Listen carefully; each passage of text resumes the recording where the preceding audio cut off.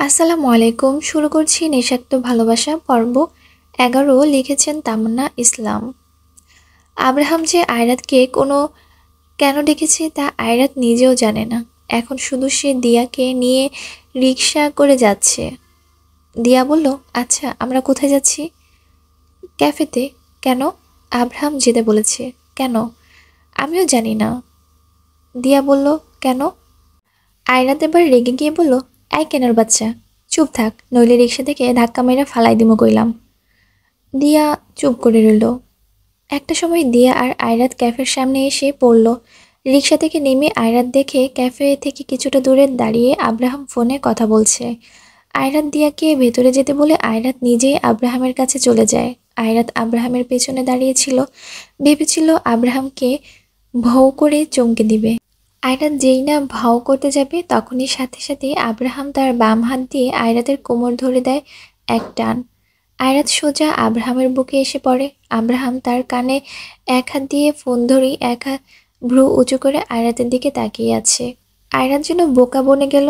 তার ভাবনা চিন্তাতে এক বালতি পানি ফেলে দিয়েছে আব্রাহাম। আব্রাহাম বলল, কি জানেমান, কি ভেবেছো চমকে দিবে? নে, তুমি যখন দিয়াকে নিয়ে রিক্সা থেকে নামছিলে তখনই আমি তোমাকে দেখেছি। আয়রাত বলল, এইটা কোনো কথা? আব্রাহাম আয়রাতের কোমর টেনে ধরে তারপর কপালের সাথে নিজের কপাল ঠেকিয়ে দেয়। অতি চালাকের গলায় দড়ি বেবি গার্ল। হয়েছে, ছাড়ুন তো। আর ওদিকে দিয়া ক্যাফের ভেতরে গিয়ে একটা টেবিলে বসে। ক্যাফেতে তেমন কোনো মানুষজন নেই, নিরিবিলি বলা যায়। তার আর দিয়া যেই টেবিলটাতে বসেছে সেটা মোটামুটি বড় সড়ো একটা টেবিল। দিয়া টেবিলে বসে বসে ফোন ঘাঁটছিল। তখনই একজন লম্বা চওড়া ছেলে দিয়ার সামনে দাঁড়ায়। দিয়া মাথা তুলে সামনে তাকায়। ছেলেটা আর কেউ কেউ না, অয়ন। দিয়া তার দিকে কপাল কুঁচকে তাকিয়েছিল। অয়ন নিজের চোখ থেকে সানগ্লাসটা খুলে দিয়ার দিকে তাকায়। দিয়া বলল, কিছু কি বলবেন? জি, এটা আমাদের বুক করা টেবিল, সো বাইরের কেউ এলাও না, আপনি উঠুন। দিয়া বলল, প্রথমত এটা একটা পাবলিক ক্যাফ, কোনো 5 স্টার হোটেল না যে বুক করবেন আপনি। আর এখানে এমন শত শত টেবিল আছে, অন্য জায়গায় গিয়ে বসুন যান। ও হ্যালো, এটা আমাদের টেবিল, আমরা অন্য কোথাও গিয়ে কেন বসবো? আপনি উঠুন। দিয়া বলল, ও তাই না, আমাদের টেবিল? তা কোথাও গিয়ে আপনাদের নাম লেখা আছে নাকি? অয়ন বলল, বাংলা কথা বুঝেন না আপনি? আপনাকে এখান থেকে উঠতে বলেছি। উঠবো না। এই দেখুন, ভালো বলে বলছি, উঠে পড়ুন, নয়তো। কি? কি নয়তো কি? হ্যাঁ, নয়তো কি? অয়ন বলল, ভালো হবে না বলে দিচ্ছি। দিয়ার বেশ রাগ উঠে গেল। সে এক ঝটকায় উঠে দাঁড়িয়ে পড়ে। এই উঠবো না আমি, যা কি করবি কর গিয়া যা। অয়ন বলল, এই আপনি তো আচ্ছা ফাউল, তুই তুকারি করে তে নেমে আসছেন। দিয়া বলল, মারামারিতেও নেমে আসতে পারি, দেখবি আর ফাউল হব তোর বউ। অয়ন বলল, বিয়েই করিনি আমি। এহ, এই বান্দরমুখকে কোন মেয়ে বিয়ে করবে? হ্যাঁ, আর নিজে তো ক্যাটরিনা কাইফ, তাই না? না না, ওকে আমার ভালো লাগে না, জ্যাকলিনকে ভালো লাগে। অয়ন বলল, আপনি সরেন তো এখান থেকে। দিয়া রেগে গেল। এই মিয়া, কথা কি কানা যায় না? আমি যাব না, যাব না, যাব না এখান থেকে, কি করবেন করেন, যান। অয়নেরও তো রাগ কম না, সে টেবিলের উপর পানি ফেলে দিল। দিয়ার মুখ হা হয়ে গেল। অয়ন যে এমন কিছু করবে সে ভাবেনি। দিয়া আর অয়নের মাঝে আবার লেগে যায় কুকুর বিড়ালের যুদ্ধ। একেবারে যা ইচ্ছে তাই একটা অবস্থা। ক্যাফেতে যারা যারা বসেছিল তারা মনে হয় বিনা পয়সায় ফ্রিতে মুভি দেখছে। ঝগড়া খুব বাজেভাবে লেগে গেছে। এখন শুধু চুল টানাটানের অপেক্ষা। এরই মধ্যে আয়রাত আর আব্রাহাম ক্যাফের ভিতরে আসে। ভেতরে এসে আয়রাতের মুখ যেন হা হয়ে গেল। আর আব্রাহামের মাথার উপর দিয়ে সব যাচ্ছে। আব্রাহাম শুধু ড্যাব ড্যাব করে তাকিয়ে আছে। সামনে যুদ্ধ লেগেই আছে। আয়রাত অবাক হয়ে কপাল কুঁচকে আছে। আয়রাত দ্রুত আব্রাহামের দিকে তাকায়। দেখে যে আব্রাহাম কি আর ঝগড়া থামাবে, সে উল্টো মুখে হাত দিয়ে হাসছে। আয়রাত তা দেখে নিজেই রেগে গেল।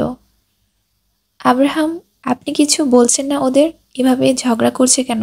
একটু আগে না দিয়া ক্যাফেতে আসলো, এসে ঝগড়া? আব্রাহাম হেসেই যাচ্ছে।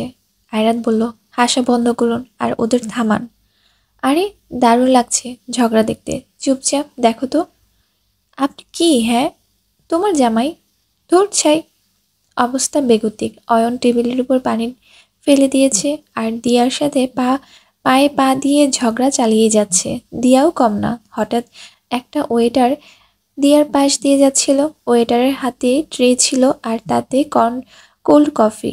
দিয়ার অয়নের উপর এত রাগ উঠেছে যে সে আর না পেরে ওয়েটারকে থামিয়ে তার থেকে ট্রে থেকে এক বড় কফির মগ নিয়ে সোজা অয়নের মাথার উপর ঢেলে দেয়। পরিস্থিতি এবার পুরোই খারাপ। অয়নের চুল মুখ সব একদম কফি কফি হয়ে যায়। মাথার উপর দিয়ে কফি চুয়ে চুয়ে পড়ছে। দিয়া অয়নের এমন অবস্থা দেখে ফিক করে হেসে দেয়। আর অয়ন তো রাগে কাঁপছে। আয়রাত বলল, হায়রে দিয়ার বাচ্চা, এটা কি করলি? আব্রাহাম চিল্লিয়ে উঠল, ও শিট। অয়ন দিয়ার দিকে তেড়ে যেতে ধরবে, তখনই আয়রাত আর আব্রাহাম দৌড়ে এদের কাছে চলে যায়। আয়রাত দিয়াকে পেছন থেকে জড়িয়ে ধরে টান মারছে। আব্রাহাম অয়নকে আটকাচ্ছে, কিন্তু কেউ থামার নাম নেই। এভাবে আর থাকতে না পেরে আব্রাহাম চিল্লিয়ে ওঠে, গাইস প্লিজ স্টপ, স্টপ ইয়ার ইট। রাতের আধারে নীরবতা ঝিঝি পোকা যেমন ডাকে, একদম চুপচাপ। এখন অবস্থাটাও সেম। আব্রাহামের ধমকে সব একদম চুপ মেরে গেছে। আব্রাহাম বলে উঠল, ছোট্ট বাচ্চা তোরা এভাবে ঝগড়া কেন করছিস? আরে বাবা, টেবিলে কি অভাব পড়েছে? ওভাবে পায়ে পা লাগিয়ে ঝগড়া করার কোনো মানে হয়? আর অয়ন, তোর কি হয়েছে কি? হ্যাঁ, অন্য টেবিলে গিয়ে বসলে কি হতো? আর দিয়া, কি আর বলি তোমাকে, আয়রাতেরই তো বেশটি লাগো। আয়রাত বলল, এই, আপনি কি ইনডাইরেক্টলি আমাকে ঝগড়াটা বলেছেন? আব্রাহাম বলল, এই যে চোরের মনেই মনে জানা দিয়েছে। কি? আরে ঝগড়া থামাতে এসেছি, করতে নয়। অয়ন, তোকে বলেছিলাম না দিয়ার কথা? এই যে দিয়া। কি? এই? হ্যাঁ, অয়ন ভাইয়া, আপনি প্লিজ ফ্রেশ হয়ে আসুন। আয়রাত বলল। অয়ন দিয়ার দিকে একটা রাগী লোক নিয়ে এসে পড়ে। আব্রাহাম, আয়রাত আর দিয়া অন্য টেবিলে গিয়ে বসে। আর আয়রাত আচ্ছা মতো দিয়াকে বকে দেয়। দিয়াও বুঝতে পারে নিজে অয়ন আব্রাহামের ফ্রেন্ড লাগে, তাও একদম জানে জিগার। প্রায় 20 মিনিট পর অয়ন ফ্রেশ হয়ে আসছে। এদিকে দিয়া আর আয়রাত বসেছে, আরেকদিকে আব্রাহাম আর অয়ন। এবার বলুন, আপনি কি জন্য ডেকেছেন? আয়রাত বলল। আব্রাহাম বলল, কেন ডেকেছি তা একটু পরে এসে পড়বে। মানে? তখনই ক্যাফের ভেতরে আরশি আর রোহিত আসে। দিয়া তো আরশিকে দেখে এক লাফ দিয়ে ওঠে। আরশি দিয়ার যে খালাতো বোন লাগে, আর আয়রা তো বেশ অবাক। দিয়া আরশিকে দৌড়ে গিয়ে জড়িয়ে ধরে, প্রায় কেঁদিয়ে দিয়েছে। ওই যে বিয়ের দিন গুম হয়েছিল, তারপর আজকে দেখেছে আরশিকে। আরশিও এসে আয়রাতকে জড়িয়ে ধরে। টেবিলের একপাশে আরশি আয়রাত দিয়া বসে আছে, আর রোহিত, আব্রাহাম, অয়ন একপাশে। আয়রাত বলল, আচ্ছা, তো এই ছিল প্ল্যান আপনার, তাই না? হ্যাঁ। তো আরশি বেবি, পালিয়ে বিয়ে করেছো, কেমন লাগলো? হ্যাঁ, আয়রাত বলল। আরশি বলল, all credit goes to Abraham ভাই। হ্যাঁ হ্যাঁ, নাটের গুরু তো সেই। Thanks for the compliment girls. Diya ফিক করে হেসে দিল। রোহিত বলল, আরে আর বলিস না ভাই, শ্বশুর হলো কসাই, পরে কিন্তু ঠিকই মেনে নিয়েছে। অযথা ন্যাকামক সব। আমার তো মন চায়। রোহিত এগুলো বলছিল, কিন্তু তখন আব্রাহাম থামিয়ে দেয়, তাকে ইশারা করে। রোহিতকে আরশির দিকে তাকাতে বলে। রোহিত তাকিয়ে দেখে আরশি রাগে চোখ ছোট ছোট করে তাকিয়ে আছে তার দিকেই। নিজের বাবার এত সুনাম তার কেমন যেন হজম হলো না। সবাই গল্প করছে। আব্রাহাম বলে ওঠে, আসলে আরশি বোনো, অনেক থ্যাঙ্কস তোমায়। কেন ভাইয়া? তোমাকে তুলে আনতে গিয়ে অয়ন আর কৌশল আয়রাতকে তুলে এনেছিল। আমার ভাগ্যই ভালো। হ্যাঁ, আর আমার জীবন যায় যায় অবস্থা। সবাই হেসে ওঠে। আব্রাহাম বলল, আচ্ছা এবার বলো সবাই কে কি খাবে? রোহিত বলল, আমি বার্গার। আরশি বলল, আইসক্রিম। আয়রাত বলল, আমিও আইসক্রিম আর ক্যাপাচিনো। দিয়া বলল, আমি পিৎজা। আব্রাহাম বলল, অয়ন তুই কি খাবি? কফি? আব্রাহাম নিজেই বলে নিজেই আহাম্মক সেজে গেল যে আসলে সে ঠিক কি বলল এইমাত্র। অয়ন অসহায় মুখ নিয়ে আব্রাহামের দিকে তাকালো, কেননা দিয়া অয়নের মাথায় কফি ঢেলে দিয়েছে, আর আব্রাহাম কিনা এখন তাকে আবার কফি খাওয়ার জন্য অফার করেছে। দিয়া আর আয়রাত হেসে দেয়। আব্রাহাম বলল, না না না থাক, কফি খেতে হবে না, তুই আর আমি কোল্ড ড্রিঙ্কস খাই চল। হ্যাঁ তাই অর্ডার কর। অবশেষে সব খাবার হাজির হলো।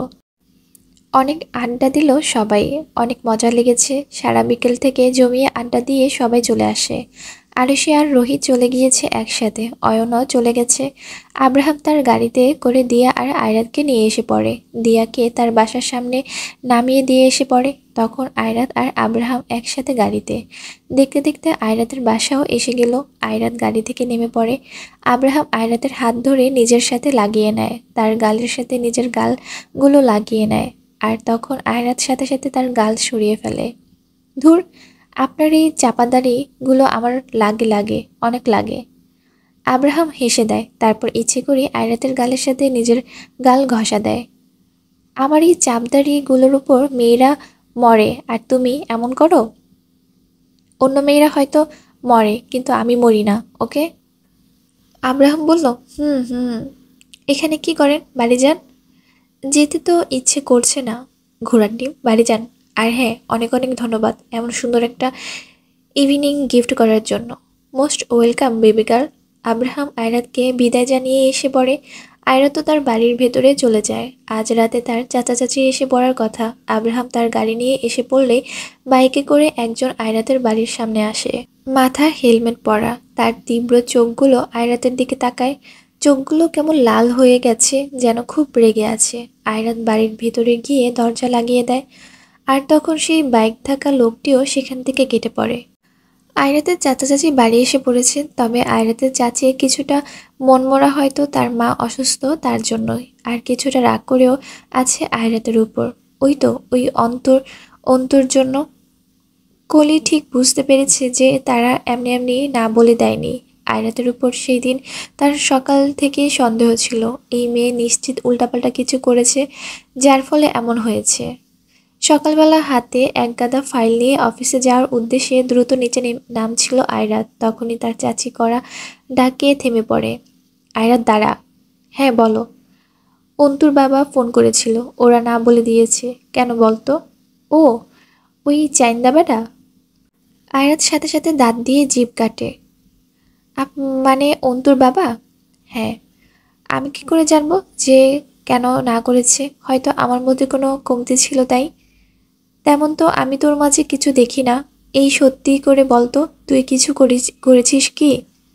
আরে না, কি যে বলো না তুমি। কেন, কি করতে যাব আমি? আমি কিছু কি করতে পারি বলো? শোনো, এত মাথা ঘামানো বন্ধ করো, বুঝলে? আর কাউকে কারো পছন্দ নাই হতে পারে, এতে এত প্যারা নেওয়ার কি আছে? আমি গেলাম, থাকো তুমি। কলিকে আর কিছু বলার সুযোগটুকু না দিয়ে আয়রাত জলদি করে বের হয়ে এসে পড়ে। আর একটু সেখানে থাকলে তার চাচি তার মাথা কাল্লা সব ভেজে খেয়ে ফেলবে। অন্যদিকে আজ সকাল থেকে আব্রাহামের মাথা প্রচুর গরম। ইনফ্যাক্ট কাল রাত থেকে রাগ সামলাতে পারে না আব্রাহাম। খুব রাগ লাগছে। এখন সে অফিসে, তার সাথে অয়ন আর রাশেদও দাঁড়িয়ে আছে। পুরো কেবিনে কাচের ছোট বড় টুকরো কেমন ছড়িয়ে ছিটিয়ে আছে। রাগগুলো ওদের উপরই ঝাড়া হয়েছে। আব্রাহাম বলছে, লাইক সিরিয়াসলি, গতকাল যে কটা গাড়ি ইউএসএ এর জন্য গিয়েছে সেগুলো তো ড্রাগস ছিল। রাশেদ বলল, স্যার সেখানে স্টাফরা তো তাই বলছিল। এখন সেগুলো কোথায়? স্যার সেগুলো ইউএসএ এর যে পুলিশ অফিসাররা ছিল তাদের আন্ডারে। অয়ন বলল, হ্যাঁ, আর ওরা জানে যে এগুলো তুই করবি না। আব্রাহাম বলল, আরে ভাই, মাফিয়ারা যতই ভালো হোক না কেন, মানুষ তাদের ভালো চোখে কখনোই দেখে না, আর দেখবেও না। কথাটা মাথায় রাখিস। ওরা আমার এমন কেউ লাগে না যে আমার উপর ওদের এত বিশ্বাস ভরসা থাকবে। যাই হোক, আমাকে নিয়ে কোনো চিন্তাই নেই, কারণ কেউ মার একটা চুল অবধি পাকা করতে পারবে না। প্রশ্ন হচ্ছে, এটা যে ড্রাগসগুলো এলো কি করে? অয়ন বলল, এই যে গাড়ির পেপারসগুলো, এগুলো চেক করতে পারিস। আব্রাহাম পেপারসগুলো নিয়ে নেয়, সেগুলো খুব মনোযোগে দিয়ে দেখে, কিন্তু সেখানে কোনো কিছুই পাওয়া যায় না। রাশেদ বলল, স্যার আমার মনে হয় না যে যেখানে থেকে গাড়িগুলো কেনা হয়েছে সেখানে কেউ এমন করবে, কারণ অবশ্যই সবার কাছে সবার জীবন অনেক প্রিয়। আব্রাহাম বলল, না, সেখান থেকে কেউ কিছু করব না, চান্স নেই, ভেতরে কেউই করছে সব কিছু। অয়ন বলল, কি বলিস? আব্রাহাম বলল, অয়ন, একটা প্রবাদ বাক্য আছে, ঘরের মুরগি ডাল বরাবর, অর্থাৎ আমি এখানে এদের যতই বেশি স্যালারি দিয়ে কাজ করাই না কেন এদের কাছে কমই হবে। আমি যতই টাকা দেই না কেন, মানে আমি মুরগি দিলেও তাদের কাছে তা ডালই লাগবে। এর জন্য তাদের আরও টাকা দরকার, তাই এগুলো ইলিগেল কাজ করে বসে।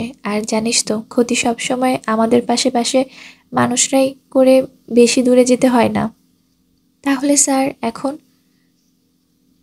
গাড়িগুলো গত কয়েকদিন যাবৎ কে দেখাশোনা করেছে, কে গাড়ির নেম প্লেটগুলো ঠিকঠাক করেছে, গাড়িগুলো বাইরে কে চালান করেছে, সব ডিটেলস চাই আমার। মনে রেখো, 6টা গাড়ি আর সবগুলোতে ড্রাগস, এটা কিন্তু কম বড় কথা নয়। রাশেদ বলল, জি স্যার। রাশেদ আর অয়ন কেবিন থেকে বের হয়ে পড়ে। আব্রাহামের মাথা পুরো হ্যাং মেরে আছে। সে গিয়ে কাচের দেয়ালের এক হাত রেখে বাইরের দিকে তাকিয়ে রইল। তার কিছুক্ষণ পর আব্রাহাম খেয়াল করলো একটা মাঝবয়সী লোক অফিসের ভেতরে ঢুকলো। আব্রাহাম একে ভালো করে চিনে না, কেমন যেন খটকা লাগলো তার কাছে। তখনই বাইরে কেবিন নক। রাশেদ বলল, স্যার আসবো? Come in. স্যার, এই দেখুন, এখানে প্রত্যেকটা গাড়ি রেট বেশি নেওয়া হয়েছে। হাতে কতগুলো ফাইল এনে বলল। আব্রাহাম বলল, what do you mean? Rashed বলল, মানে প্রতিটি গাড়ির দাম আর আসল দামের থেকে 7 লক্ষ টাকা বেশি নেওয়া হয়েছে। হ্যাঁ, নেওয়া তো হবেই, গাড়িতে ড্রাগ যে ছিল। রাশেদ আব্রাহামের সাথে কথা বলছিল, তখনই আব্রাহাম খেয়াল করে যে সেই অচেনা লোকটি 4 নম্বর কেবিনের দিকে গেল। রাশেদ বলল, তাহলে স্যার? লিসেন টু মি, তুমি এখন বাইরে যাও আর অয়নকে আমার কেবিনে পাঠাও। আর হ্যাঁ, খেয়াল রাখবে এই ড্রাগসের ব্যাপারটা যেন কোনোভাবেই লিক না হয়, ওকে? জি স্যার। আর এই 4 নম্বর কেবিনে কে থাকে? স্যার, জাফর নামে একজন এমপ্লয়ি থাকে, জাফর আহমেদ। ও হ্যাঁ, আয়রাত ম্যামের সাথে টুকটাক কাজ করে, মানে এই ধরুন ফাইল দেখা বা হিসাব নিকাশ করা, এই তো। বুঝলাম, যাও তুমি। রাশিদ সেখান থেকে চলে যায়। তার কিছুক্ষণ পর অয়ন আসে। কিরে, ডেকেছিস? শোন, তোর তো আজ কোনো কাজ নেই তাই না? তাহলে আজ আমার অফিসে থেকে যা। অয়ন বলল, কিন্তু আমার খিদে পেয়েছে তো। খালাম্মা তোকে কি খেয়ে পেটে রেখেছিল রে? হ্যাঁ শালা পেটুক, আসলে তোর জন্য কাল দিয়াই ঠিক ছিল, একদম পারফেক্ট। এই, ওই বজ্জাত মেয়ের নাম নিবি না একদম। শোন, আমি কেবিনের বাইরে যাচ্ছি, কিন্তু তুই এখানে থাক, বুঝেছিস? মানে সবাই যাতে ভাবে যে আমি এখানেই আছি, ওকে? তার মানে আমি আব্রাহাম আহমেদ চৌধুরীর পার্ট 2? হি হি হি। আব্রাহাম বলল, কিছুক্ষণের জন্যই, তাই ধরে নে। কিন্তু তুই যাচ্ছিস কোথায়? ধরে নে কাহিনীর মূল সূত্র খুঁজে পেয়েছি। এই বলেই আব্রাহাম বের হয়ে পড়ে, সোজা 4 নম্বর কেবিনের ভিতর চলে যায়। গিয়ে দেখে জাফর বসে আছে চেয়ারে। জাফর দেখে আব্রাহামকে, কিন্তু চেয়ার থেকে উঠে দাঁড়াচ্ছে না। আব্রাহাম ভারে ভারে কিছু কদম ফেলে জাফরের দিকে এগিয়ে যায়। এবার আব্রাহাম ভালোভাবে খেয়াল করে যে জাফর আসলে ড্রাগ নিয়েছে, আর ফলে যে তার হিতাহিত জ্ঞান শূন্য হয়ে গেছে, উঠে দাঁড়ানোর শক্তিটুকু নেই তার মাঝে। তার সামনেতে কে আছে কে নেই তার খেয়াল নেই, কেমন এক মাতাল মাতাল ভাব। চোখগুলো লাল হয়ে আছে, চোখের পলকগুলো আধো আধো করে ফেলছে। আব্রাহাম কাছে এখন যেন সব পানির মতো পরিষ্কার। তাকে আর কিছু বলতেও হলো না, কারণ প্রমা তার নিজের চোখের সামনে। গাড়িতে ড্রাগসগুলো কে ভরেছে বা কে চালান করেছে তা সুস্পষ্ট হয়ে গেল। এখন প্রশ্ন একটাই, যে যাই কিছু করেছে তা এই জাফর একাই করেছে, নাকি আরও অন্য কারো হাত আছে এর পেছনে? আব্রাহাম টেবিলের দিকে এগিয়ে যায়। টেবিলের উপর এক গ্লাস পানি ছিল, তা নিয়ে আব্রাহাম সোজা জাফরের মুখের উপর মেরে দেয়। জাফর কিছুটা ধরফরিয়ে ওঠে, চোখগুলো খুব শক্তভাবে পিটপিট করছে। হাত দিয়ে মুখটা কোনো রকমে মুছে সামনে তাকায়। এখনো ঠিকভাবে দেখতে পারছে না সে, সব কেমন ঘোলামোলা লাগছে। তবে যতটুকু অবয়ব দেখতে পেয়েছে তাতে এটা সে বুঝে গেছে যে সামনে থাকা ব্যক্তিটি আব্রাহাম। জাফর ধুলোঢুলো পায়ে উঠে দাঁড়ায়। আব্রাহাম স্যার, আপনি? আব্রাহামের রাগ এবার সপ্তম আকাশে। সে জাফরের শার্টের কলার খামচে ধরে নিজের সামনে নিয়ে আসে। রাগে হাত পা শক্ত হয়ে এসেছে আব্রাহামের, দাঁতগুলো কটমট করে। ওদিকে এই তীব্র গরমের মাঝে এত ঝুট ঝামেলা পেরিয়ে অফিসে এসেছে আয়রাত, এসেই হাঁপাচ্ছে। পিয়নকে বলে একদম ঠান্ডা একটা কোকাকোলা আনতে বলে। তখনই রোদেলা আসে। রোদেলা বলল, কি এই অবস্থা কেন? হ্যাঁ, রাস্তায় প্রচুর জ্যাম ছিল, তার উপর গরমে আমি আলু সিদ্ধ সিদ্ধ রে ভাই। হুম হুম, দেখা যাচ্ছে। নাকের ডগায় ঘাম জমেছে, তার মানে জামাই অনেক আদর করবে রে। ধুত্তুরি, এগুলো হুদাই কথা। তুমি বিশ্বাস করো? রোদেলা বলল, আরে না, মজা করলাম। তখনই আয়রাতের কোকাকোলা এলো। আয়রাত বলল, এই খাবা? না না, তুমিই খাও। আমি যাই স্যারের কেবিনে। আচ্ছা। ও দাঁড়াও দাঁড়াও। রোদেলা বলল, হ্যাঁ বলো। ওই যে ওই ওই কোথায়? কে? আরে বেটার নামটা যে কি জানো? হ্যাঁ, মীর জাফর। জাফর? আরে নাম খেয়াল থাকে না তাই মীর জাফর বলি, এতে মনে থাকে। হ্যাঁ বুঝলাম, এখন কি হয়েছে? আরে ওনার কাছে থেকে ফাইল নেবার আছে, আমার ফাইলগুলো দিয়েছিলাম ওনাকে চেক করবার জন্য। আজ নেওয়ার কথা, তাই নিতে হবে। হ্যাঁ কেবিনে আছে, একটু আগে দেখেছি কেবিনে যেতে। ও আচ্ছা, তাহলে আমি আগে ওনার কাছে থেকে ফাইলগুলো নিয়ে আসি। রোদেলা বলল, আচ্ছা ঠিক আছে, যাও। আয়রা জাফরের কেবিনের দিকে যেতে ধরল। গিয়ে দেখে কেবিনের দরজা খোলা। তৎক্ষণাৎ ভেতর থেকে ভাঙচুর শব্দ আসে। যেই না আয়রাত ভেতরে পা রাখতে যাবে, তখনই একটা রক্তমাখা কাচের টুকরো তার পায়ের সামনে আসে। এটা দেখি তো আয়রাত বেশ ভড়কে যায়। সে একদম ভেতরে চলে যায়, আর যেতেই যা দেখে তাতে আয়রাতের হাতগুলো আপনা আপনি তার মুখে চলে যায়। আব্রাহাম এক হাতে জাফরের শার্টের গলার খামচে ধরে আছে, আরেক হাতে রয়েছে কাচের একটা টুকরো। সেটা দিয়ে আব্রাহাম জাফরের মুখ বরাবর দেয় একটা আঁচড় কেটে। তাতে গালের মাংস সম্পূর্ণ কেটে অর্ধেক কাচের সাথে এসে পড়ে, আর অর্ধেক মুখের পাশেই ঝুলে থাকে। গল গল করে রক্ত ঝরছে। আব্রাহাম হাতে থাকা কাজটা ঢিল মারে, তারপর তার জ্যাকেটের ভেতর থেকে একটা পকেট নাইফ বের করে। কোনো কথা না বলে আব্রাহাম সেই পকেটের নাইফটা দিয়ে সোজা জাফরের গলার শ্বাসনালীর বরাবর এক ঘা বসিয়ে দেয়। রক্তে জাফরের শার্ট ভিজে গেছে। মুহূর্তে ফ্লোরে পড়ে গেল জাফর, গলাকাটা মুরগির মতো কেমন ছটফট করছে। এতক্ষণে গিয়ে আব্রাহামের রাগ যেন কিছুটা কমেছে। হাত থেকে নাইফটা জাফরের পাশে ফেলে দেয়। আয়রাত এগুলো দেখে ভয়ে 2 কদম পিছনে সরে যায়। নিজের পিছনে কারো পায়ের আওয়াজ কানে আসতেই আব্রাহাম ঘুরে তাকায়, দেখে আয়রাতের মুখে হাত দিয়ে চোখগুলো বড় বড় করে তাকিয়ে আছে। তখন জাফরের কেবিনে রাশেদ সহ আরও 4জন গার্ড প্রবেশ করে। তারা এসে তাদের কাজে লেগে পড়ে। বলতে হয় না, কারণ আব্রাহামের সম্পর্কে তাদের ধারণা আছে। রাশেদ আর গার্ডগুলো তাদের কাজ করতে থাকলো। আব্রাহাম দ্রুত পা ফেলে আয়রাতের হাত ধরে এক টান দিয়ে নিজের সাথে নিয়ে যেতে থাকে। যেখানে আব্রাহাম হাঁটছে সেখানে আয়রাতকে কিছুটা দৌড়িয়ে যেতে হচ্ছে। অয়ন নিজের ফোন ঘাঁটছিল আব্রাহামের কেবিনে বসে বসে। আব্রাহামের এভাবে ঠাস করে কেবিনে ঢুকাতে অয়ন সামনে তাকায়। সিচুয়েশন বুঝতে পেরে অয়ন কেবিন থেকে বের হয়ে যায়। আয়রাতের এখন ভয়ে অন্তর আত্মা সব কাঁপাকাঁপি করছে। রাগে আব্রাহামের হাতের রগগুলো কেমন ভেসে উঠেছে, আর যে শক্তভাবে আয়রাতের হাত ধরে রেখেছে তাতে হাত আলগা হয়ে খুলে যাবার উপক্রমে। আব্রাহাম একটা চেয়ার এনে পা দিয়ে লাথি দিয়ে সামনে রাখে, তারপর আয়রাতের হাত ধরে টেনে ধপ করে তাতে বসিয়ে দেয়। আয়রাত মাথা একদম নিচু করে বসে আছে। আব্রাহাম তার সামনে একটা চেয়ারে বসে এক হাতে হাঁটু রেখে আরেক হাত কপালে ঠেকিয়ে রেখে দিয়েছে। কেউ কিছু বলছে না, সব চুপ। এই চুপ থাকার মাঝেই হঠাৎ আব্রাহাম ধমকের সুরে বলে ওঠে, এই মেয়ে, সমস্যা কি তোমার? হ্যাঁ? আয়রাত চমকে ওঠে। না বলো, আমাকে প্রবলেম কি তোমার? আয়রাত কোনো কথা বলে না। যেখানে নয় সেখানে এসে পড়ো। আমি না মানে আমি যখনই এগুলো কি করি তখনই কি তোমার আসতে হয়? হ্যাঁ, এরপর আসতে পারো না? আয়রাত তখনও চুপ। আর জাফরের কেবিনে কি করো তুমি? হ্যাঁ, তোমাকে না বলেছি সবার আগে আমার কেবিনে যাবা? ওই হারামের কেবিনে কি কিছু ফাইল ছিল? আয়রাত বলল। অন্য স্টাফকে বলে তা আনা যেত না? সবটা সময় যখনই আমি এমন কোনো কাজ করব, গিয়ে দেখব সেখানেই তুমি হাজির। এবার আয়রাতের রাগ হতে থাকে। তাহলে আমাকে বলে দিন যে কখন কখন আপনি এইসব খুন খারাপি করবেন, তাহলে তখন আমি আপনার এই অফিসের ধারে কাছেও থাকবো না। এতে আপনারও সুবিধে আর আমারও। আব্রাহাম চিল্লিয়ে উঠল, ফাজলামি করো? আয়রাত বলল, আমার এত শখ নেই। আব্রাহাম, আপনি কবে নর্মাল হবেন বলুন তো? আব্রাহাম চেঁচিয়ে উঠল, hey, what do you mean by that? Am I abnormal?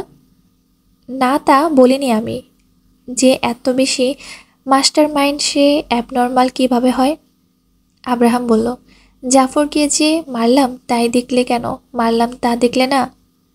যাই করুক ও আপনি পুলিশে দিতেন। খুন করা কোনো সমস্যার সমাধান না। আপনি বুঝেন না কেন? আর রাগ কার উপর ছাড়তাম? তোমার উপর। আপনি এইসব কি কখনই বন্ধ করবেন না? না। এবার মিস বকবক, প্লিজ চুপ করো। আয়রাতের এত রাগ লাগছে এখন, কিন্তু আয়রাত খেয়াল করে যে আব্রাহামের হাতের তালুতে বেশ কেটে গেছে। হয়তো কাছ দিয়েই। আয়রাত রাগের বশে এক ঝটকায় বসা থেকে উঠে পড়ে। তারপর একটা ফার্স্ট এইডের বক্স নিয়ে এসে আব্রাহামের কাছে গিয়ে বসে। আব্রাহামের হাতটা ধরে দেয় এক টান। নিজের কোলের উপর হাতটা রেখে দিয়ে তুলো দিয়ে স্যাবলন লাগিয়ে রক্ত ক্লিন করে দিতে থাকে। আয়রাত রাগের চোটে জোরে জোরে ক্লিন করছে আর স্যাভলন বেশি করে দিচ্ছে, যেন আব্রাহামের হাতে বেশ জ্বালাপোড়া করে। কিন্তু আব্রাহামের কোনো হাবভাব নেই। দেখে আয়রাত কপাল কুঁচকে আব্রাহামের দিকে তাকায়। দেখে যে আব্রাহাম এক ধ্যানে আয়রাতের দিকে তাকিয়ে আছে তো আছে।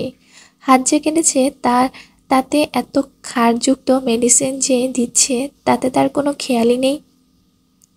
আয়রাতের এখন মন চাইছে নিজের চুলগুলো নিজে ছিঁড়ুক। যাই হোক, আব্রাহামের হাতে ব্যান্ডেজ করে দিতে লাগলো সে। আব্রাহাম বুঝতে পারছে যে তার জন্য আয়রাতের মনে একদিকে রাগও হচ্ছে, আরেকদিকে চিন্তাও হচ্ছে। এর জন্য সে রাগের বশে তার হাত ব্যান্ডেজ করে দিচ্ছে। আয়রাতের এমন কনফিউজওয়ালা চেহারা দেখে আব্রাহাম মুচকি হাসে অগোচরেই। ব্যান্ডেজের শেষ হলে আয়রাত ফার্স্ট এইড বক্সটা ঠাস করে টেবিলের উপর রেখে আব্রাহামের দিকে একটা ছোটোখাটো রাগি লোক দিয়ে এসে পড়ে। আয়রাতের যেতে আব্রাহাম কিছুটা শব্দ করে হেসে দেয়। তারপর ফোন করে কাকে যেন কি অর্ডার দেয় আব্রাহাম। আয়রাতের চাচি বাসায় কাজ করছিল। হঠাৎ করে বাড়ির কলিং বেল চাপ পড়ে। কলি নিজের কপালের ঘামগুলো মুছে গিয়ে দরজা খুলে দেয়। দরজা খুলে দিতে দেখে একজন ব্যক্তি দাঁড়িয়ে আছে। দেখতে বেশ হাইফাই রয়েছে, তবে তাকে চিনে না কলি। আর মনে হয় যে এর আগে তাকে কখনো দেখেছিল। ব্যক্তিটি কলিকে সালাম দিলে কলি সালামের প্রতি উত্তর নেয়। আয়রাত সে কখন থেকে মুখ ফুলে বসে আছে তো আছি, ওই যে আব্রাহামের উপর রাগ করে আর কি। আব্রাহাম বেশ কয়েকবার রাশেদকে দিয়ে আয়রাতকে ডেকে পাঠিয়েছে, কিন্তু আয়রাতের কেবিনে আসার নাম নেই। সে নাকি বাইরে অন্য কাজ করছে। আব্রাহাম ভেবে পায় না যে তার আর আয়রাতের কেবিন তো এক রুমেই, তাহলে বাইরে সে কী কাজ করে। আব্রাহাম এও বেশ ভালো করেই জানে যে আয়রাত রাগ করেছে তার সাথে। আব্রাহাম আর থাকতে না পেরে আয়রাতকে মেসেজ পাঠালো, আমার রাগ আর মার্ডার করার জন্য তুমি আমার সাথে রাগ করছো? তোমার ওই রাগ ভাঙতে গিয়ে কিন্তু এখন আমার নিজেই বেশ রাগ উঠছে। ভালো ভালো কেবিনে আসো, নয়তো সবার সামনে দিয়ে কিন্তু টেনে নিয়ে আসবো। আয়রাত বাইরে রিসিপশনের কাছে দাঁড়িয়েছিল। তখনই তার ফোনে মেসেজ আসে। আয়রাত তা পড়ে, কিন্তু আবার রেখে দেয়। আয়রাতকে এখনও আসতে না দেখে আব্রাহাম রেগে উঠে পড়ে। এখন টেনে আনবে, কিন্তু তখনই দরজার নক দেখে একটা ছেলে এসেছে, হাতে একটা বক্স, কুরিয়ার আসলে। আব্রাহাম তাকে ভেতরে আসতে বলে। কুরিয়ারটা নিয়ে তার উপর একটা সাইন করে দিয়ে তারপর ছেলেটি চলে যায়। এবার আব্রাহাম উল্টাপাল্টা একটা মেসেজ টাইপ করে, আয়রাত, আমার ব্যাপারে জানো তুমি। হয়তো এখন তুমি কেবিনে আসবে, নয়তো আমি সব ভাঙচুর শুরু করে দেব। আর তারপর কাজ দিয়ে কি করব আমি নিজেও জানি না। আয়রাতের ফোনে টুং করে একটা মেসেজ আসে, আর মেসেজটা পড়ে আয়রাত চোখ বড় বড় হয়ে যায়। আসলে আব্রাহামের কোনো ঠিক ঠিকানা নেই, কখন কি করে বসে। আয়রাত দ্রুত পা ফেলে আব্রাহামের কেবিনে চলে যায়। পারমিশন ঘোড়ার ডিম। হুড়মুড় করে আয়রাত চলে যায়। গিয়ে দেখে আব্রাহাম কেবিনে নেই, আর সব ঠিকঠাক আছে। তার মানে আব্রাহাম তাকে মিথ্যা বলেছে। আয়রাত রাগে চোখগুলো ছোট ছোট করে এসে পড়তে নেয়। তবে আয়রাত পিছনে ঘুরতে আব্রাহাম হুট করে তার সামনে এসে পড়ে। আয়রাত আবার চলে আসতে নিলে আব্রাহাম আয়রাতের হাত ধরে টান দিয়ে নিজের সাথে মিশিয়ে নেয়। এক হাত আয়রাতের কোমরে জড়িয়ে ধরে, আরেক হাত দিয়ে আয়রাতের কপালের চুলগুলো সরাতে সরাতে বলে ওঠে। আব্রাহাম বলল, you have no idea baby girl, রাগ করলে তোমাকে কি পরিমাণ কিউট লাগে, নাকের ডগা লাল হয়ে থাকে, মন তো চায় এখানে কিছু একটা করে ফেলি। চুপ করুন তো, এত অসভ্য কেন আপনি? হ্যাঁ, কিছু না করেও যদি আমাকে অসভ্যের খেতাব পেতে হয় তাহলে আমি অসভ্যই। আর অসভ্যতামি তো অন্য কারো সাথে করি না। তো ধরে রেখেছে কে? যান, যান না, করুন অসভ্যতামি অন্য মেয়ের সাথে। আমার জন্য একজনই এনাফ। আয়রাতকে পেছন থেকে জড়িয়ে ধরে তার মাথার সাথে নিজের গাল ঠেকিয়ে বলল আব্রাহাম। হয়েছে, ছাড়ুন, কী জন্য রেখেছেন বলুন। আব্রাহাম আয়রাতকে ছেড়ে দিয়ে একটা বড়সড় বক্স এনে আয়রাতের সামনে রাখে। আয়রাত কিছু না বুঝে আব্রাহামের দিকে তাকায়। আব্রাহাম তাকে এটা নেবার জন্য ইশারা দেয়। আয়রাত বক্সটা নিয়ে টেবিলের উপর রাখে, তারপর সেটা খুলে বক্সের ভেতরে এতগুলো লাল টকটকে বড় বড় লাল গোলাপ, তা থেকে তীব্র সুঘ্রাণ ছড়াচ্ছে। আয়রাত ভেবেছিল হাসবে না, এভাবে রাগ করেই থাকবে, কিন্তু এখন না চাইতো আয়রাতের মুখে হাসি ফুটে ওঠে। আয়রাত ফুলগুলো তুলে হাতে নিয়ে নেয়। আব্রাহাম এসে আয়রাতের সামনে 2 হাত ভাঁজ করে দাঁড়ায়। আয়রাত তার আলতো হাতে ফুলগুলো ছুঁয়ে দিচ্ছে, তখন চোখ তুলে আব্রাহামের দিকে তাকায়। আব্রাহাম আয়রাতের দিকে তাকিয়ে নিজের ভ্রুগুলো খানিক নাচায়। এবার আয়রাত আর না পেরে ফিক করে হেসে দেয়, ফুলগুলো নিজের গালের সাথে লাগিয়ে নেয়। Thank you. It's thank you, এই থ্যাঙ্কুটু আবার কি? হ্যাঁ, এটা আমার থ্যাঙ্কু, আপনি বুঝবেন না। হুম, বক্সের ভেতরে দেখে আর আছে তো কি? আয়রাত ভিতরে তাকিয়ে দেখে স্কাই ব্লু কালারের একটা স্মাইল ট্যাডি, বেশ বড় এবং সফট। আর চকলেট তো অবশ্যই আছে। আয়রাত আর দাঁত সবগুলো বের করে আব্রাহামের দিকে তাকায়। ই, অনেক অনেক অনেক থ্যাঙ্কু। রাগ কমেছে? কিসের রাগ? কাকে বলে? এটা কি খায় না মাথায় দেয়? হ্যাঁ, আয়রাত বলে উঠল। আব্রাহাম বলল, ওরে বাবা, তাই নাকি? হ্যাঁ। ও গড বেবি গার্ল, কি হলো? শিট, আমি তো ভুলেই গেছি। আরে কি ভুলেছেন? কি হয়েছে কি? এত এত ইম্পর্টেন্ট কথাটা আমি কি করে ভুললাম? আরে কোন ইম্পর্টেন্ট কথা? আল্লাহ, এখন কি হবে? অনেক অনেক বেশি, সবার থেকে বেশি ইম্পর্টেন্ট কথা এটা। আচ্ছা বুঝলাম, কিন্তু তা কি বলবেন তো? আব্রাহাম আয়রাতের হাত ধরে নিজের কাছে টেনে আনে। আয়রাত মাথা তুলে আব্রাহামের দিকে তাকিয়ে আছে, আর আব্রাহামও তার দিকে। আব্রাহাম আবার বলল, অনেক বেশি ইম্পর্টেন্ট কথা। আহা, বলবেন তো নাকি? I love you. কি? হ্যাঁ, আমি তোমাকে ভালোবাসি। এটা ইম্পর্টেন্ট কথা? অবশ্যই, সব থেকে বেশি। এছাড়া আমার কাছে আর কিছুই গুরুত্বপূর্ণ না। আপনি আসলেই পাগল। সমস্যা নেই, আমি সাইকো আর তুমি সাইকোটিস্ট। আয়রাত হেসে দেয়। অন্যদিকে আয়রাতের চাচি কলি এই বুঝতে পারছে না যে ওই আগন্তুক ব্যক্তিটি কে। কলি বলল, জি, আপনি কে আর কাকে চাইছেন? আমি কি তা পরেও জানতে পারবেন। আপনি আয়রাতের চাচি, রাইট? জি, কিন্তু আপনি জানেন কি করে? রায়হান বলল, রায়হান আহমেদ আমার নাম। আপনি কি রায়হান গ্রুপের যে মালিক সেই? জি। ও আচ্ছা আচ্ছা, তো বাইরে দাঁড়িয়ে কেন, ভেতরে আসুন। রায়হান চলে যায় ভেতরে। কলির সাথে বেশ কুশল বিনিময় হয়। কলি বেগম বলল, তো বলুন এখানে কি মনে করে? রায়হান বলল, আমি কথা ঘুরাই পেঁচাই না, তো সোজা মেইন টপিকে আসি। আপনার ঘরের মেয়েকে নিজের ঘরে নিয়ে যেতে চাই। জি মানে আসলে, রায়হান বলল, আমি এখানে আয়াতের সাথে আমার বিয়ের সম্পর্ক নিয়ে এসেছি। বিয়ে করতে চাই আমি ওকে। কলি বলল, কিন্তু বিয়ের প্রস্তাব নিয়ে অবশ্যই বাড়ির বড়রা আসে, আপনার সাথে কেউ নেই? বাড়িতে আমার মা আছে, বাবা নেই। আমার মা কিছুটা অসুস্থ, তাই আসতে পারেনি। আসলে দেখুন, আমার হাজবেন্ড আছে, উনি বর্তমানে বাসায় নেই। বিয়ে তো মুখের কথা না, উনি আসুক, আমি ওনার সাথে কথা বলে দেখব, কিছুটা সময় দরকার। রায়হান বলল, চিন্তা করবেন না, আয়রাত আমার বাড়িতে কোনো কিছুর অভাবে থাকবে না, রাজরানী বানিয়ে রাখবো ওকে আমি। কলি বেগম বলল, আসলে কি মেয়েটাকে আমি কখনো নিজের ভাবিনি, সবসময় কথা শোনাই, এটা আমি নিজেও বুঝি। ভালো না হয়, কিন্তু ওর জন্য কখনো খারাপ আমি চাইবো না। আমি শিওর না, তবে কিছুটা আশ্বাস দিতে পারি আপনাকে, পরিবার ভালো হলে আমি রাজি আছি। এখন আয়রাতের চাচার সাথে কথা বলতে হবে, তাইলেই হয়। বিয়ে তো হবে, অবশ্যই হবে। এক শয়তানি হাসি দিল রায়হান। কলি বলল, হুম। রায়হান বলল, আজ তাহলে আসি, এর পরের বার আসলে আয়রাতকে নিজের সাথে করে নিয়ে তারপরেই যাব। কলি আর কিছু বলে না, রায়হান চলে যায়।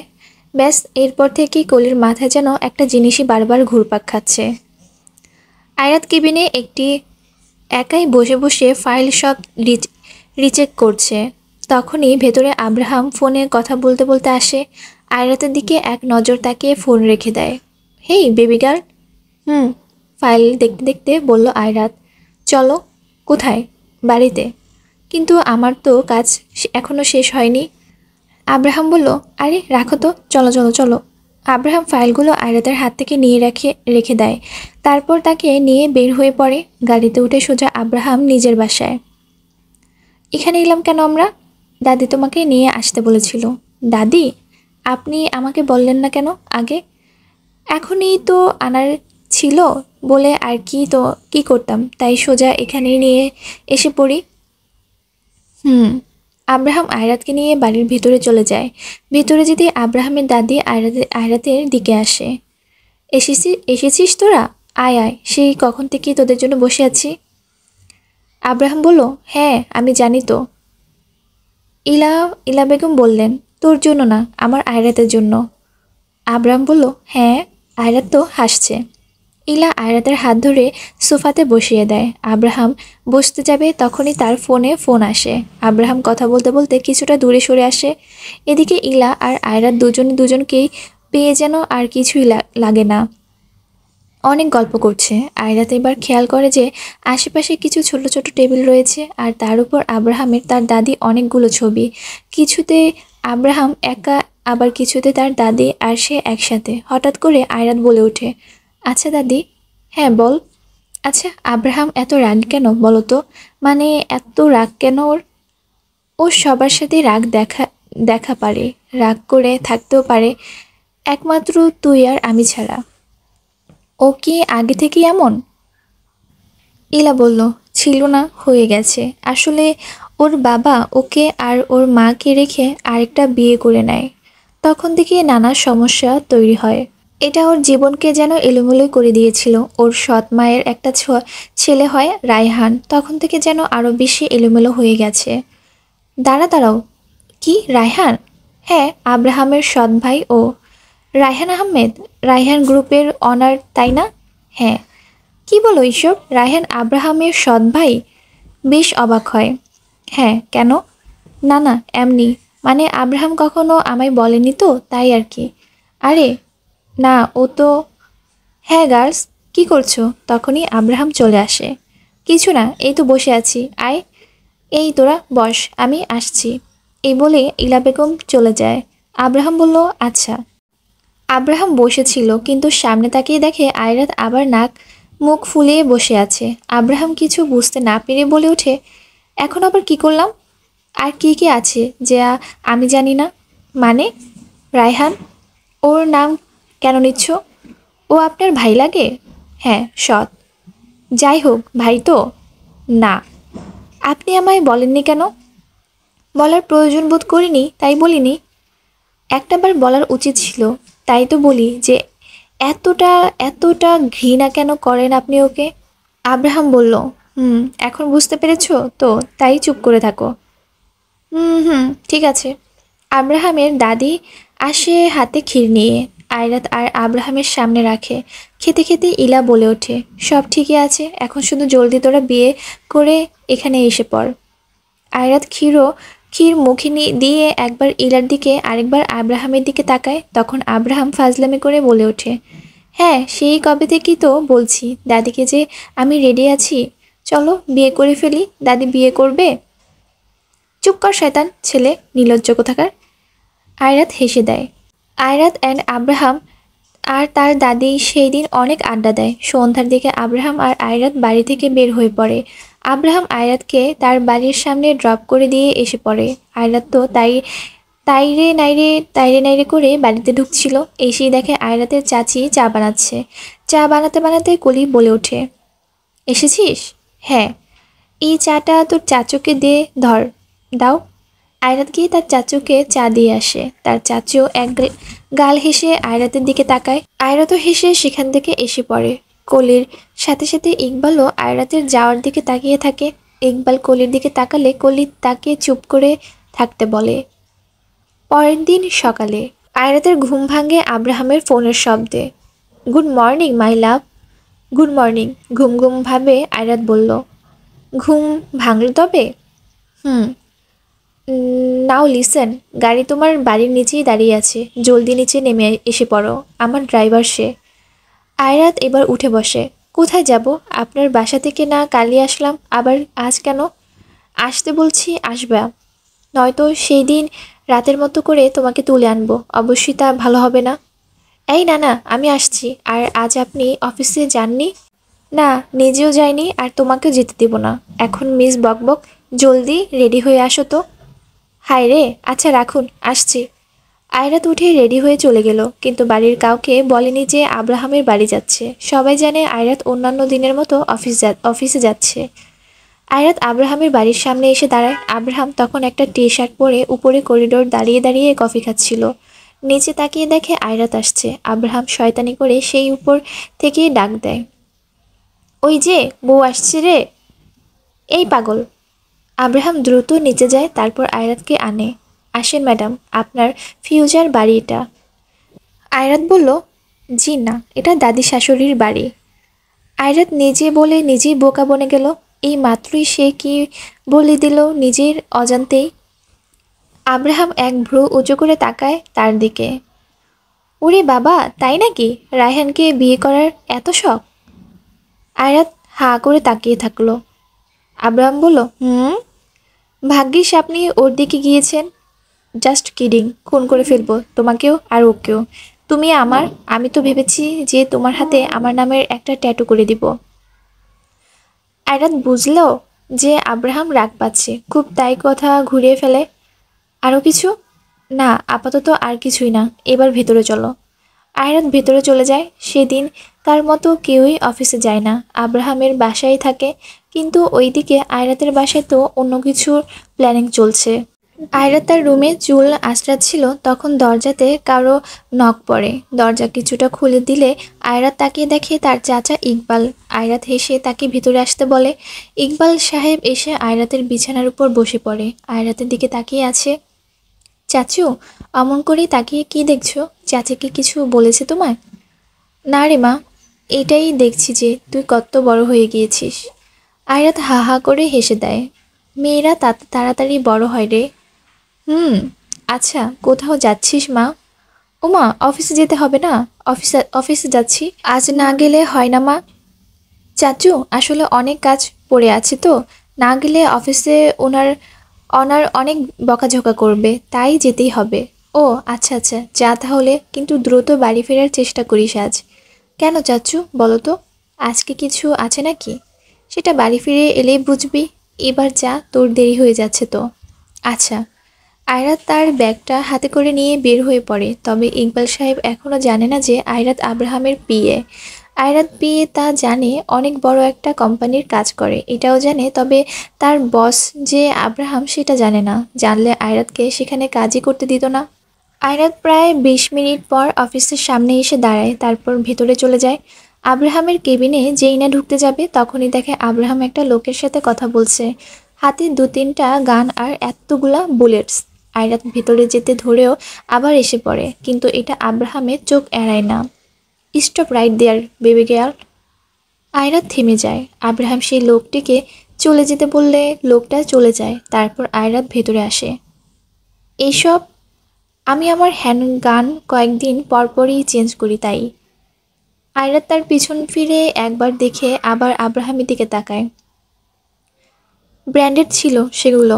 হুম। কিছু ফাইল আছে, চেক করে দাও না। জি, দিন আমাকে। আব্রাহাম 2টা ফাইল আয়রাতের দিকে দেয়। আয়রাত ফাইলগুলোতে চোখ ঘুরিয়ে আবার আব্রাহামের দিকে তাকায়। এগুলো তো 2 মিনিটের কাজও না। আয়রাতকে ঘুরিয়ে তাকে পিছন থেকে জড়িয়ে ধরে আব্রাহাম। হ্যাঁ, আর এর জন্যই তো দিয়েছি তোমাকে, যেন তুমি এটা বলতে না পারো যে কাজ করতে দেই না, সারাক্ষণ শুধু বসিয়ে রাখি। তাই কাজও হলো আর আমার সাথে থাকাও। আয়রাত বলল, হ্যাঁ। আব্রাহাম বলল, হুম। আচ্ছা, আমার কাজ শেষ, মানে ফাইল দেখা শেষ আর কি। ঠিকই আছে। হুম। চলো কিছু করি। হ্যাঁ, কি করব? শুট। শুট মানে? গুলি করতে হবে বেবি। কি? গুলি মানে কাকে কাকে করব? কেন করব? আরে বাবা, চলো তো। আব্রাহাম আয়রাতের হাত ধরে টেনে সোজা অফিসের টেরেস নিয়ে যায়। অনেক বড় টেরেসটা, প্রচুর বাতাস আর অনেক সুন্দরও। আয়রাত দেখলো কয়েকজন গার্ড হাতে করে বেশ কিছু গান আনলো। আয়রাতের তো এগুলো দেখে অবস্থা খারাপ। আব্রাহাম মিটিমিটি হাসছে আয়রাতের এমন অবস্থা দেখে। তারপর দুটো গার্ড মিলে আরেকটা লোককে ধরে বেঁধে এক প্রকার নিয়ে আসে। লোকটি যে ভয়ে একদম জমে রয়েছে তাকে দেখেই বোঝা যাচ্ছে। আয়রাত কিছু বুঝতে না পেরে একবার আব্রাহামের দিকে আরেকবার ওই লোকটার দিকে তাকায়। গার্ডরা লোকটিকে ছাদের একদম মাঝ বরাবর রেখে দিল। লোকটি রীতিমতো ভয়ে থরথর করে কাঁপছে। আব্রাহাম এগিয়ে গিয়ে একটা রিভলভার হাতে তুলে নেয়। তাতে বুলেট সব লোড করা আছে নাকি দেখতে থাকে। তারপর আবার আয়রাতের পাশে এসে দাঁড়ায়। আয়রাত বলল, আব্রাহাম কি হচ্ছে এসব? আর এই লোকটা কে? উনি তো বেশ ভয় পেয়ে আছেন। উনাকে এভাবে ধরেই বা রেখেছেন কেন? ওর দোষ, ও অফিসের কাজ না করে ঘুমাচ্ছিল। হ্যাঁ তো কি, একটা মানুষ মনের ভুলে ঘুমিয়ে পড়তেই পারে। ও তাই না? মানুষ মনের ভুল বুঝি বারবার প্রতিদিন করে? তো এখন একে কি করবে? গুলি করবো আর কি। কি? এই আপনি কি পাগল? সামান্য ঘুমের জন্য গুলি? হ্যাঁ আমি পাগল। কেন জানো? জানো না তুমি? Abraham, don't be crazy. জান পাখি, এদিকে আসো তো। আব্রাহাম আয়রাতের হাত ধরে তার সামনে আনে। তারপর আয়রাতের হাতে রিভলভারটা দিয়ে দেয়। আয়রাতও নেয়। তারপর আয়রাতের পেছন দিক থেকে আব্রাহাম তাকে এক প্রকার জড়িয়ে ধরার মতোই করে ধরে। আয়রাতের হাতের উপর দিয়ে আব্রাহাম তার হাতটা আলতো করে নেয়। আয়রাতের হাতে রিভলভারটা দিয়ে সামনে শ্যুট করার মতো করে ধরে। তখন একটা গার্ড এসে যেই লোকটিকে জোর করে ধরে এনেছিল তার মাথায় একটা রেড কালারের আপেল রেখে দিয়ে চলে যায়। আয়রাতের বুঝতে আর বাকি রইল না যে আব্রাহাম কি করবে। তবে আব্রাহাম ঠিক নেই যে সে আপেলেই গুলি করবে নাকি সেই লোকটাকেই গুলি করবে সে জানে না। সামনে থাকা লোকটি ভয়ে চোখ মুখ সব খিচে বন্ধ করে দিয়ে আছে। সো জান পাখি, এটাকে এভাবে ধরে। আমি আমি শ্যুট করা শিখবো না। আরে না না, আমি তোমাকে নিজ হাতে একদম ধরে ধরে শেখাবো তো। আব্রাহাম প্লিজ, লোকটাকে ছেড়ে দিলে দিলে ভালো হয় না? প্লিজ ছেড়ে দিন। দেখো জান পাখি, এটাকে এভাবে ধরতে হয় বুঝলে। তারপর এটার একদম মাঝ বরাবর একটা কিছু আছে, এটাকে ট্রিগার বলে। মূলত এখানে মানুষের জীবন মরণ লেখা থাকে। ট্রিগারে চাপ দিলেই কেল্লা ফতে। এইটুকু আমি জানি, কিন্তু প্লিজ লোকটিকে ছাড়ুন না। আমরা এখন গুলি করব, ওকে? আব্রাহাম যেন আয়রাতের কোনো কথাতেই পাত্তা দিচ্ছে না। সে আয়রাতের হাতে রিভলভার রেখে তাকে পেছন দিকে থেকে ধরে আছে। আয়রাতের দুই হাতে রিভলভার আর আয়রাতের দুই হাত আব্রাহামের দুই হাতের ভাঁজে। So ready, 1 2 3। এই কথা বলার সাথে সাথে আব্রাহাম ট্রিগারে চাপ দিল। আর বাতাসের গতিতে রিভলভার থেকে গুলি বের হয়ে যায়। মুহূর্তে সেই লোকটির মাথার উপরে থাকা আপেলটি গুলিবিদ্ধ হলো। আপেলটা আসলে ফুটে গিয়েছে, একদম আলু ভর্তা হয়ে গিয়েছে। আয়রাত চোখ খিচে বন্ধ করে ফেলেছিল। আস্তে আস্তে চোখ মেলে তাকায়, দেখে যে লোকটির পাথরের মতো করে দাঁড়িয়ে আছে আর তার মাথার উপরের আপেল নেই। আয়রাত আব্রাহামের দিকে তাকায়, দেখে আব্রাহাম উল্টো তার দিকে তাকিয়ে আছে। আয়রাত আব্রাহামকে হালকা ধাক্কা দিয়ে সরে আসে। আপনাকে আর কি বলি, ধুর ছাই। কি ভালো লাগেনি? ওকে ফাইন, তাহলে ওকেও শ্যুট করছি। ওয়েট। আব্রাহাম রিভলভারটা আবার সেই লোকটির দিকে তাক করে। যেই না আব্রাহাম গুলি করতে যাবে তখনই আয়রাত এসে আব্রাহামের হাতটা উপরের দিকে তুলে ধরে, যার ফলে উপরে শূন্য ফায়ার হয়। তাতে আশেপাশে যতগুলো পাখি ছিল সব উড়ে চলে যায় আর সেই লোকটি ভয়ে অজ্ঞান হয়ে মাটিতে লুটে পড়ে। আয়রা তার দিকে তাকায়। আব্রাহাম তার ঠোঁটগুলো দাঁত দিয়ে চেপে ধরে ভাবলেশীনভাবে আয়রাতের দিকে তাকায়। লোকটাকে যে পরিমাণ ভয় দেখিয়েছেন আপনি, আপনি কবে ঠিক হবেন? হ্যাঁ, আব ঠিক হওয়ার যায় কি না ভেবে দেখব। You are just impossible. Thanks baby girl. Abraham গার্ডগুলোকে ইশারা দিতেই তারা লোকটিকে নিয়ে চলে যায়। তার কিছুক্ষণ পর আব্রাহাম আয়রাতকে নিয়ে আবার কেবিনে এসে পড়ে। তবে এবার হুট করে আব্রাহাম আয়রাতকে একদম দেয়ালের সাথে চেপে ধরে। আয়রাত তো এমন কাণ্ডে অবাক। আব্রাহাম কতক্ষণ আয়রাতের দিকে তীক্ষ্ণ নজরে তাকিয়ে থাকে বলে, হনেস্টি এখন আমার কি করতে ইচ্ছে করছে জানো? আয়রাত চুপ। একদম নিজের করে নেই তোমাকে, একদম কোনো দূরত্ব যেন না থাকে। কিন্তু না, আমি এখন এমনটা করব না। ভালোবাসি তোমায়, সব কিছু সেভাবেই করব, আর অবশ্যই তা বৈধ। আয়রাত বলল, আব্রাহাম কিছু না বলে আয়রাতের কপালে চুমো এঁকে দেয়, তারপর আয়রাতকে ছেড়ে দেয়। হঠাৎ করেই তখন আয়রাতের ফোনে ফোন আসে। আয়রাত দেখে তার চাচ্চুর ফোন। আয়রাত রিসিভ করে। হ্যালো চাচ্চু। মা কোথায় রে তুই? দেখ না জলদি বাড়ি আসা যায় কি না। আচ্ছা আমি বুঝতে পারছি না যে কি হচ্ছে। আচ্ছা বাড়িতে কি কোনো কাজ আছে? আরে সেগুলো না হয় তুই পরেই জানবি, আগে এখন বাসায় আয়। আচ্ছা রাখো, আমি আসছি। আয়রাত ফোন কেটে দেয়। আব্রাহামের দিকে তাকিয়ে দেখে সেই ল্যাপটপ, চোখ মুখ সব একদম ডুবিয়ে দিয়ে বসে আছে।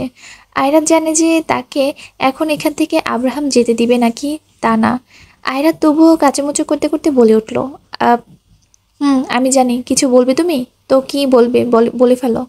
আসলে চাচু ফোন করেছিল, আমাকে দ্রুত বাসায় যেতে বলেছে। কেন? তা তো আমি নিজেও জানি না, চাচু ক্লিয়ারলি বলল না কিছুই। গেলেই বুঝতে পারবো। এক হাত মুখের কাছে দিয়ে রেখেছে। আচ্ছা তোমার এই চাচা যান সবসময় এমন হুতুম প্যাঁচার মতো মুখ করে থাকেন কেন বলো তো? হ্যাঁ কি? হ্যাঁ সত্যি তো। আব্রাহাম, আজকাল সত্য কথা বলতে নেই। আচ্ছা যাই হোক, বাড়ি যাও। হ্যাঁ সত্যি? Any doubt? না মানে আপনি এত তাড়াতাড়ি রাজি হয়ে গেলেন আমার যাওয়ার জন্য? হ্যাঁ হয়ে গেলাম, এবার বাড়ি যাও। আচ্ছা দাঁড়াও, আবার কি? আমার ড্রাইভার দিয়ে আসবে, ওর সাথে যাও। থাক না আমি। ও মিস, বকবক চুপ করো। আয়রাত আব্রাহামের অফিস থেকে এসে পড়ে। আয়রাত তার বাড়ির সামনে নেমে পড়তে ড্রাইভার চলে যায় সেখান থেকে। আর ওদিকে আব্রাহাম তার গার্ডগুলোকে আরও বেশি নজরদারি করতে বলে। মানে আব্রাহাম তো রাত দিন 24 ঘন্টায় আয়রাতের উপর নজর রাখে। এমনকি আব্রাহামের কিছু কিছু গার্ড সবসময় আয়রাতের বাড়ির আশেপাশেই থাকে। সেগুলোকে আব্রাহাম এখন আরও একটু বেশি নজর রাখতে বলল। আর আয়রাত বাড়ির ভেতরে যেতেই কোলে এগিয়ে আসে। এসেছিস তুই? হ্যাঁ এলাম, চল। কিন্তু চাচি বলো তো কী হয়েছে? চাচু ফোন দিয়ে এভাবে ডাকলো কেন? সেটা পরে পরে জানতে পারবি, আগে চল। কিন্তু আয়রাত আর কিছু বলতে পারলো না, তার আগেই তার চাচি তাকে টেনে রুমে নিয়ে গেল। আয়রাত তার রুমে যেতেই দেখে বেডের উপর বেশ কিছু অর্নামেন্টস রাখা, আর একটা মেয়ে বসে আছে রুমে। চাচি শোন, নাকের ডগা তো মোটা হয়ে যাচ্ছে, নাকটা ফুটিয়ে নে এবার। কি? না চাচি, না না, আমি মরেই যাব। আরে মেয়ে ওই যে পার্লার থেকে এসেছে, বেশি ব্যথা লাগবে না, টুস করে ফুটিয়ে দেবে। কিন্তু নাক কেন? মানে এই নাক ফুটানোর জন্য চাচি আমাকে অফিস থেকে ডেকে এনেছে? হায় রে, তুই আগে এখানে বস। কলি আয়রাতকে বসিয়ে দেয়, আর সেই মেয়েটি আয়রাতের নাক ফুটিয়ে দেয়। একদম ব্যথা পাওয়া যায়নি। কখন যে নাক ফুটানো শেষ হয়েছে আয়রাত তো টের অবধিও পায়নি। সাদা স্টোনের চিকচিক করা একটা নাকফুল আয়রাতের নাকে। প্লাটিনামের এটা। আয়রাত উঠে আয়নার সামনে গিয়ে দেখে তাকে যেন কেমন জানি অন্যরকম লাগছে। মেয়েটি বলল, আপু আপনাকে অনেক সুন্দর লাগছে নাকফুলে, সত্যি দারুণ মানিয়েছে আপনাকে। থ্যাঙ্কস। মেয়েটি তার কিছুক্ষণ পর চলে যায়। কলি এসে আয়রাতকে দেখে একবার কিন্তু কিছু বলে না। এই নে, এটা জলদি পরে ফেল। কলি আয়রাতের দিকে একটা লাল কালারের শাড়ি এগিয়ে দেয়। শাড়িটা কিছুটা নেটের কাপড়ের মতো, তাতে ছোপ ছোপ ফুল পাতা এইসবের কাজ করা। শাড়ি? হ্যাঁ, আর এই নে সাথে সিম্পলের মধ্যে কিছু অর্নামেন্টস। কলি আয়রাতের দিকে সাদা কালারের একটা স্টোনের নেকলেস আর ঝুমকো দেয়, সাথে কিছু চুড়ি। এগুলো কেন? যা বলছি তাই কর। আয়রাত কিছু বলতে যাবে তার আগেই কলি রুম থেকে চলে যায়। এখন কি আর করার, আয়রাত পরে নেয় সেগুলো। শাড়িটা আজ পরা ভালোই হয়েছে। চুড়ি, ঝুমকো, কপালে একটা ছোট্ট লাল টিপ, এগুলো পরেই রেডি হয়ে যায়। নিজের চুলগুলো ঠিকঠাক করে নেয়। তখনই আবার আয়রাতের রুমে কলি আসে। এসে আয়রাতকে একবার আপাদমস্তক দেখে নেয়। আয়রাত ভেবেছে তাকে হয়তো দেখতে ভালো লাগছে না, তাই শাড়ি ঠিক করতে লাগে। কলি আয়রাতের দিকে তাকিয়ে বলে, অনেক সুন্দর লাগছে তোকে। সত্যি? আরে হ্যাঁ আসলে অনেক সুন্দর লাগছে। হি হি, থ্যাংক ইউ। কলি আর আয়রাতের কথা বলার মাঝে ইকবাল আসেন। আয়রাতকে তো সে চিনতেই পারেনি। মাশাল্লাহ মাশাল্লাহ। আয়রাত তো হাসতে হাসতে শেষ। আচ্ছা চল নিচে যাই, সবাই এসে পড়েছে। সবাই এসে পড়েছে, এটা শুনেই তো আয়রাতের কপাল কুঁচকে এলো। মানে কি? তবু আয়রাত সবটা বোঝার চেষ্টা করছে। কল্লি তাকে নিয়ে হলরুমে চলে যায়। হলরুমে যেতেই আয়রাত দেখে রায়হান বসে আছে। আয়রাত তো রায়হানকে এখানে দেখে অবাক, আর রায়হান যেন এখানেই পড়ে যাবে। আয়রাতকে দেখে এমন অবস্থা, চোখের পলক অবধি ফেলছে না। আয়রাত সিঁড়ি বেয়ে নিচে নামছে আর সব কিছু অবাক হয়ে দেখছে। কলি আয়রাতকে নিয়ে সবার মাঝে বসিয়ে দেয়। আয়রাত কিছু বলতে যাবে, কিন্তু বড়দের কথার মাঝে সে কিছুই বলতে পারছে না। আয়রাত অবাক হয়ে রায়হানের দিকে তাকায়, দেখে রায়হান যেন তার দিকে থেকে অন্যদিকে তাকাচ্ছি না পর্যন্ত। আয়রাতের রাগ লাগছে এখন বেশ। আয়রাত তার চাচ্চুর দিকে তাকায়, দেখে তার চাচ্চু বেশ খুশি। আয়রাতের মাথায় এটা আসছে না যে তার চাচ্চু কি করে রাজি হলো।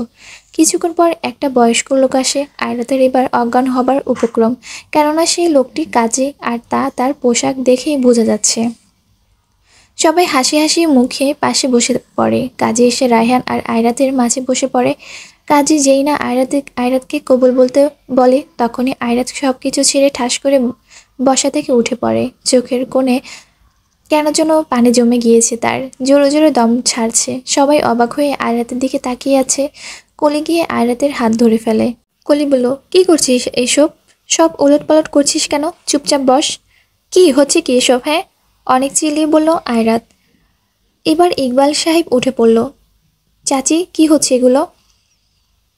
কি হচ্ছে বুঝিস না? তোর বিয়ে হচ্ছে রায়হানের সাথে। আমার বিয়ে? এটা অসম্ভব। পাগল তোমরা সবাই, এগুলো কি করছো কি? হ্যাঁ, মাথা ঠিক আছে তোমাদের? মা শান্ত হও, কি হয়েছে বল। ইকবাল বলল, এখনো বোঝার বাকি আছে তোমার চাচ্চু? তুমি কি করে করতে পারলে এটা আমার সাথে? কিন্তু একটাবার আমাকে জিজ্ঞেস করার প্রয়োজন মনে করলে না? আমার বিয়ে আর আমি জানি না? ওয়াও, বিয়েতে রাজি আমি কিনা তাও আমার থেকে জানতে চাইলে না? ইকবাল বলল, কি বলছে সেগুলো? আমি তোর চাচিকে বলেছিলাম তোর কথা।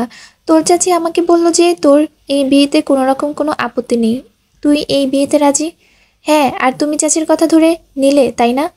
ইকবাল সাহেব রাগে চোখে কলির দিকে তাকায়। কলি আর কি বলবে, মাথা নিচু করে ফেলে। রায়হান, আপনি আপনি কি বুঝেন না? বাংলা কথা বুঝেন না আপনি? আমি কবে বলেছি আপনাকে যে আমি আপনাকে বিয়ে করতে চাই? আরে, আপনি কবে বিয়ের কথা নিয়ে আবার আমার বাড়ি এসেছেন? আমি তো তাই জানি না। আমাকে কি পুতুল মনে হয় যে যেভাবে নাচাবে আমি সেভাবেই নাচবো? রায়হান বলল, আয়রা তুমি এই বিয়ে করব না, আমি করব না, শুনেছেন আপনি? আমি এই বিয়ে করব না, মরে গেল না, আমি বিয়ে করব না। চিল্লিয়ে চিল্লিয়ে বলতে থাকলো আয়রাত। কাজী বলল, নাওজুবিল্লা নাওজুবিল্লা। এই কথা বলে কাজী উঠে সেখান থেকে চলে যায়। আয়রাত তো রাগে ফেটে যাচ্ছে। আয়রাতের সামনে একটা ফুলের ঝুড়ি ছিল, তা আয়রাত তুলে আছাড় মারে। আয়রাতের রাগে ফলের কান্না পাচ্ছে এখন। রায়হান বলল, আয়রাত প্লিজ শান্ত হও প্লিজ। তুমি কেন বিয়ে করবে না আমায়? আমি তো আয়রাত বলল, কারণ আমি আব্রাহামকে ভালোবাসি, অনেক বেশি ভালোবাসি। আমি আব্রাহামকে ছাড়া অন্য কাউকে ভাবতেই পারি না নিজের সাথে। আপনি আব্রাহামের সৎ ভাই। আব্রাহাম আপনাকে আর আপনিও আব্রাহামকে যে পরিমাণ ঘৃণার চোখে দেখেন তা আমি জানি। আপনি ভাবতেও পারেন না যে আব্রাহাম যদি জানে আপনি আমাকে বিয়ে করার জন্য এখানে এসেছেন, তাহলে আপনাকে কি করবে তা আল্লাহই জানে। আপনি ভাবলেন কি করে যে আমি আপনার মতো একটা ক্যারেক্টার ঢিলার সাথে বিয়ে করব? চাচ্চু, তুমি খোঁজ নিতে যে যার সাথে আমার বিয়ে হচ্ছে সে কেমন প্রকৃতির। মারে, আমি তো জানি তুই রাজি। কলি সব বলেছে তোকে। হ্যাঁ, আর আমি সব সবেমাত্র জানতে পারলাম। রায়হান, আমি আপনাকে বিয়ে করব না, জীবনও না।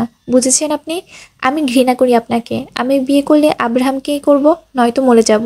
আমি আব্রাহামকেই ভালোবাসি, আর কাউকেই না। এই বলে আয়রাত সেখান থেকে রাগে সব উলটপালট করে দিয়ে এসে পড়ে। ইকবাল সাহেব নিজেও চলে যান মাথা নিচু করে। রায়হান কলির দিকে একটা রাগী লোক দিয়ে রাগে সেখান থেকে এসে পড়ে, আর কলি যেন রাগে ফুঁসছে।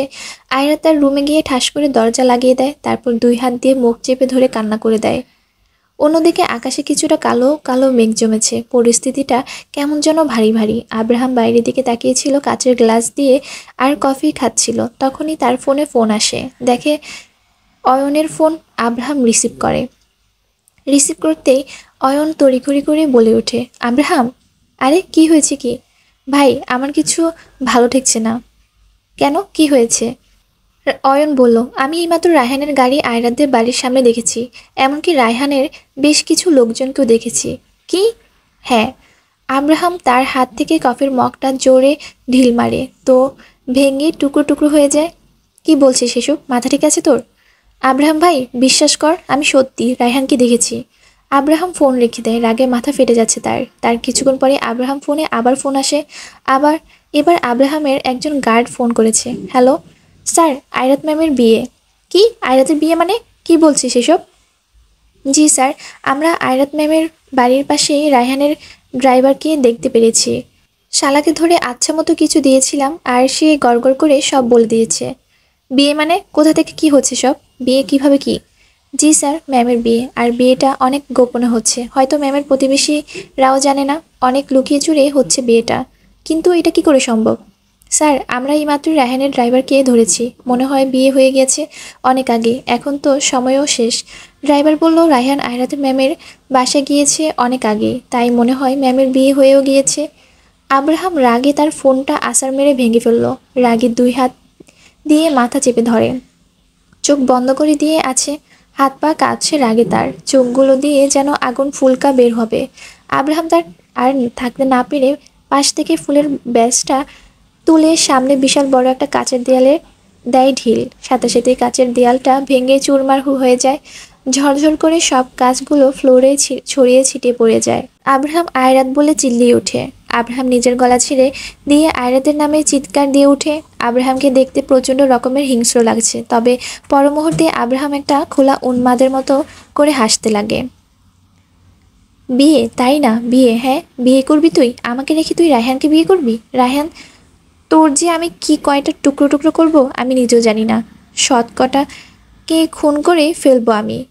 আয়রাতের চাচা চাচিকেও ভেবেছিলাম তোকে ভালোবেসে নিজের করে নিব, বিয়ে করে নিজের সাথে একদম আজীবনের জন্য বেঁধে দিব, কিন্তু না, তুই আর তা হতে হতে দিলি না।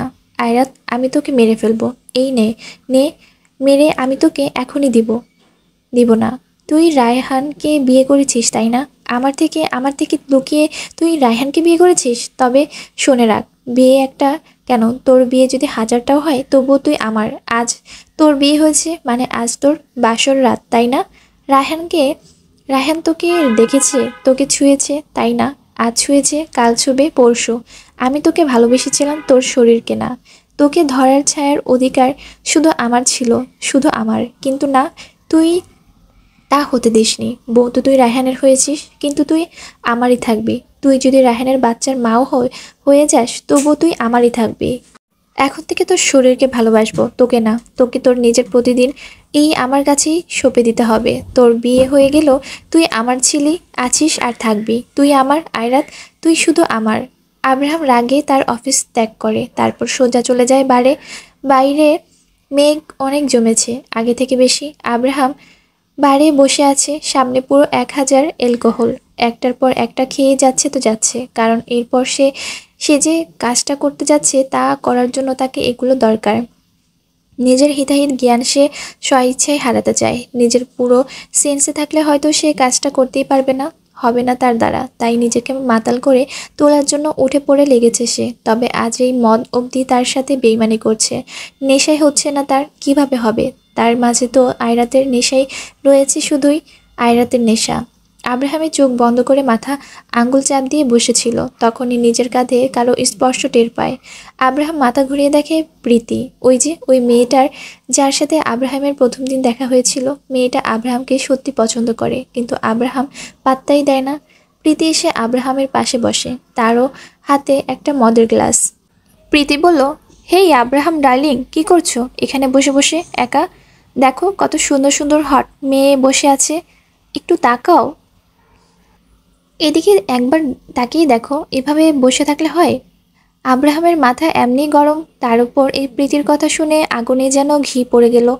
আব্রাহাম প্রীতির বাহু ধরে জোরে শক্ত করে চেপে ধরে দাঁতে দাঁত চেপে বলে ওঠে, my love is more hotter than you bloody bitch. আব্রাহামের চোখ আর মুখ দেখে প্রীতি ভয় পেয়ে গেল। প্রীতির বাহু ধরে একটা ধাক্কা দেয়, এতে প্রীতি কিছুটা দূরে সরে আসে। আব্রাহাম তার হাতে একটা হুইস্কির বোতল নিয়ে খেতে খেতে বাইরে বের হয়ে পড়ে। গাড়ির ড্রাইভার ছিল, তার কাছ থেকে চাবি নিয়ে নেয়। স্যার, স্যার, আপনি তো ড্রাঙ্ক, গাড়ি চালাতে পারবেন না, আমি নিয়ে যাই। আব্রাহাম চেঁচিয়ে বলে উঠল, জীবনের মায়া কি আছে নাকি নেই? হ্যাঁ, do you want to die?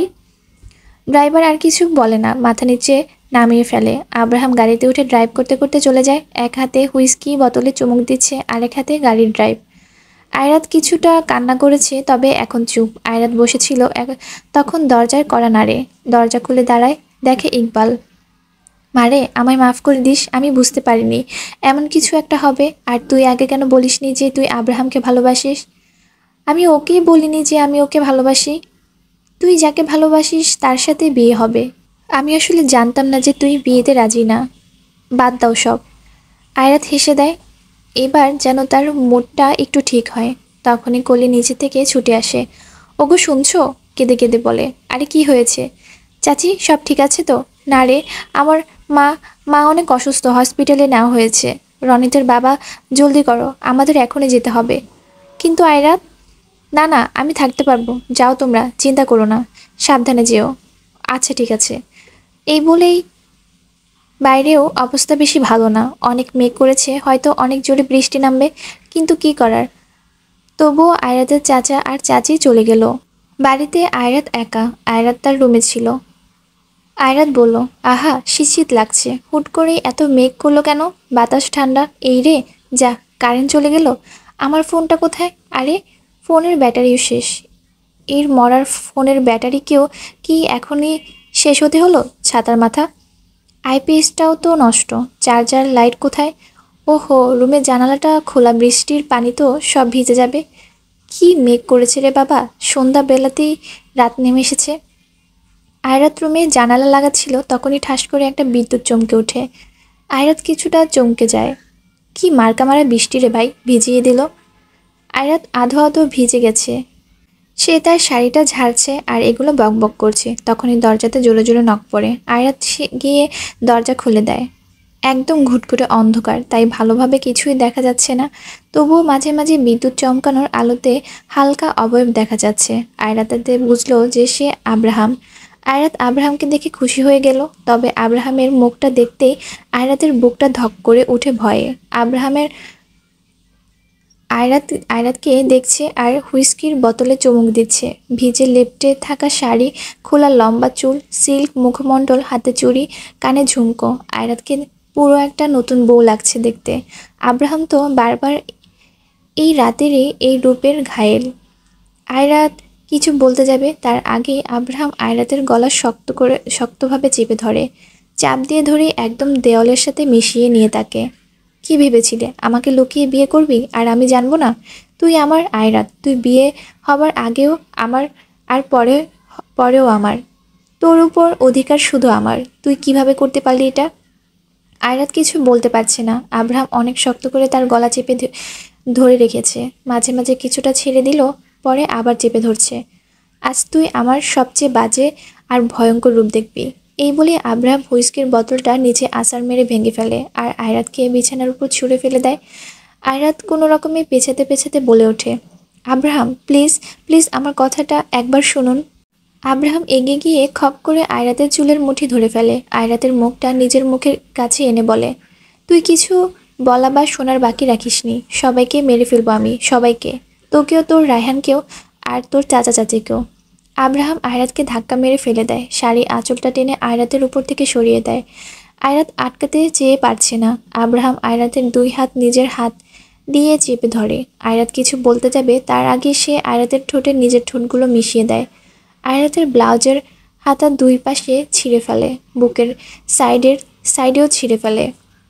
আয়রাতের এখন মনে হচ্ছে এর থেকে ভালো সে মরে যেত। সে অনেক চিল্লায়, কিন্তু লাভ হয় না। আব্রাহাম নিজের সব রাগ আয়রাতের উপর ঝাড়ে। তার কাজে হিংস্রতা স্পষ্ট।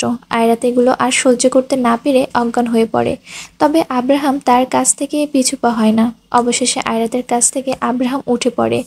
নিজের রিভলভারটা বের করে আয়রাতের দিকে কিছুক্ষণ তাক করে থাকে, কিন্তু এটা তার পক্ষে সম্ভব না। রিভলভার ছুঁড়ে ফেলে দেয়। আয়রাতকে খুন করা সম্ভব না, কখনোই না। অজ্ঞানরত আয়রাতের দিকে আব্রাহাম কিছুক্ষণ তাকিয়ে থেকে বসে এসে পড়ে। একটা ঝড় এসে এক নিমিষে সব লণ্ডভণ্ড হয়ে গেল। বিশ্বাস কথাটা কিন্তু অতি ক্ষুদ্র, তবে এর বিশালতা বিশাল, যা মুখে বা শব্দে ব্যক্ত করা ভারী মুশকিল। এই বিশ্বাসটা আব্রাহাম আয়রাতের উপর রাখেনি। আব্রাহাম এমনটা করবে তা আয়রাতের কল্পনা থেকে 100 হাত দূরে ছিল। আব্রাহাম এমনটা করেছে যে আব্রাহাম কিনা আয়রাতের চোখে এক ফোঁটা পানি দেখলে দুনিয়া একদিকে থেকে অন্যদিকে করে ফেলতো। আয়রাতকে হাসানোর জন্য নিজেই অদ্ভুত অদ্ভুত আচরণ করে বসতো। সে আব্রাহাম কিনা আজ আয়রাতের সাথে। আব্রাহাম চলে যাওয়ার বেশ কিছুক্ষণ পর আয়রাতের জ্ঞান ফিরে। নিজেকে নিজের কাছে খুব ভারী ভারী লাগছে।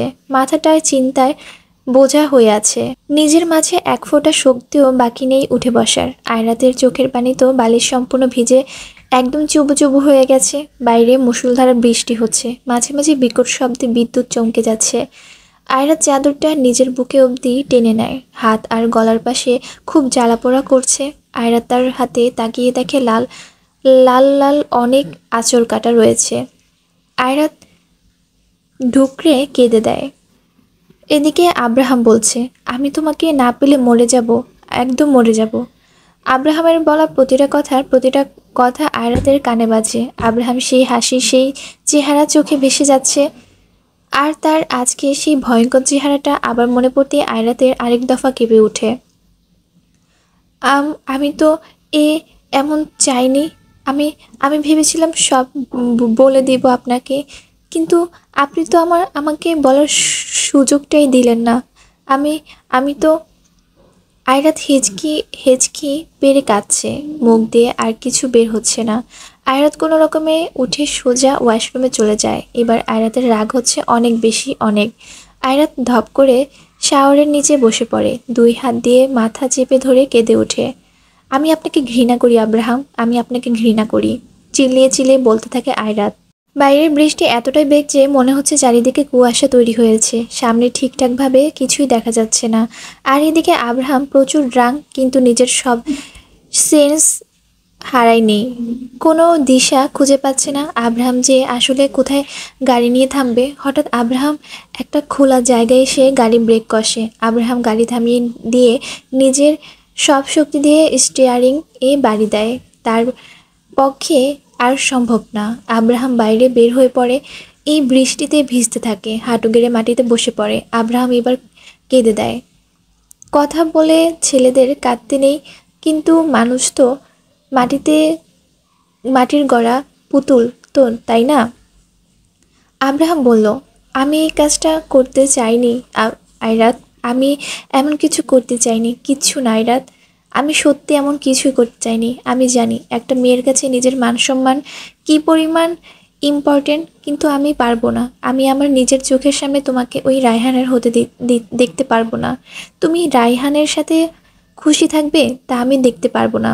যা আমার তা আমার, ওকে একে তুমি আমার জেদ বলো আর যাই কিছু, তুমি এখনো আমার, তুমি আমার ছিলে আছো, আর যদি নাও হও তাহলে সব বরবাদ করে দিব, আমি জ্বালিয়ে পুড়িয়ে ছাই করে দিব।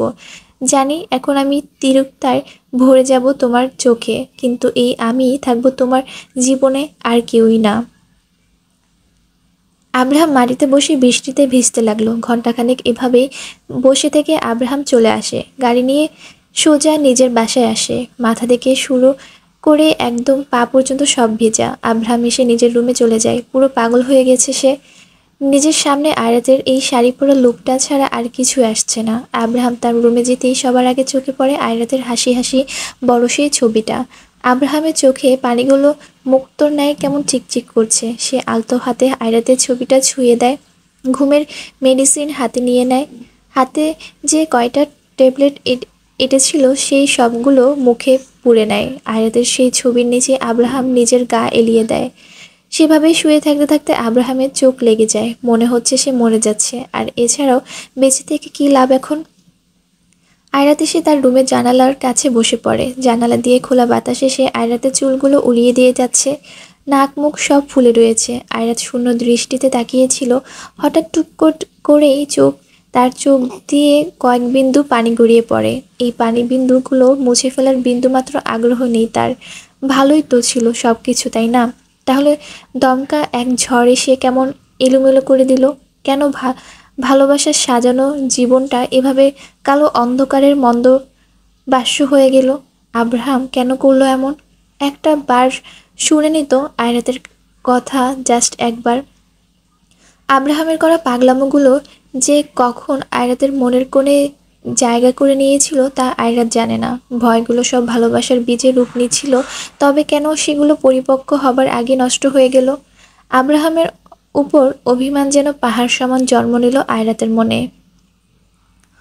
পরের দিন সকালে আব্রাহাম দাদি এসে এই যে আব্রাহামের রুমের দরজা ধাক্কা ধাক্কাচ্ছে, কিন্তু খোলার কোনো নামগন্ধ নেই। এবার যেন কিছুটা চিন্তা হতে লাগে ইলার।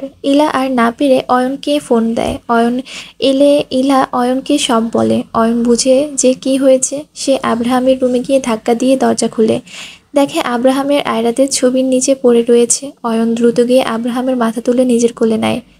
এই আব্রাহাম, আব্রাহাম, এই আব্রাহাম, ওঠ।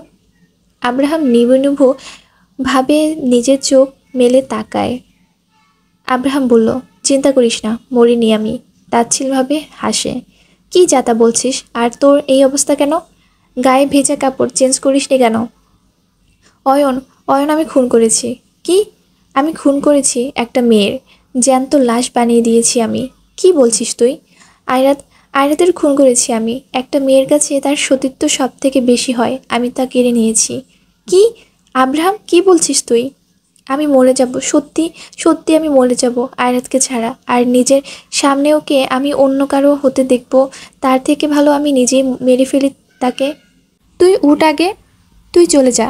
কিন্তু অয়ন, যা প্লিজ। অয়ন সিচুয়েশনটা বুঝতে পেরে আব্রাহামের কাছ থেকে চলে আসে। আব্রাহাম অফিসে যায় না, নিজের কাপড়গুলো চেঞ্জ করে হাতে সিগারেট নিয়ে করিডোরে চলে যায়। মূলত আব্রাহাম রায়হানকে খুঁজছে। রায়হানকে পেলে সে জ্যান্ত কবর দিয়ে দিবে। অন্যদিকে আয়রাত হাত পা গুটিয়ে কাচুমাচু হয়ে বসে আছে। না চাইতো কাল রাতের কথাগুলো বারবার মনে পড়ছে। ঘৃণা করতে পারবো না আমি আপনাকে, সেইভাবে ঘৃণা করতে পারবো না।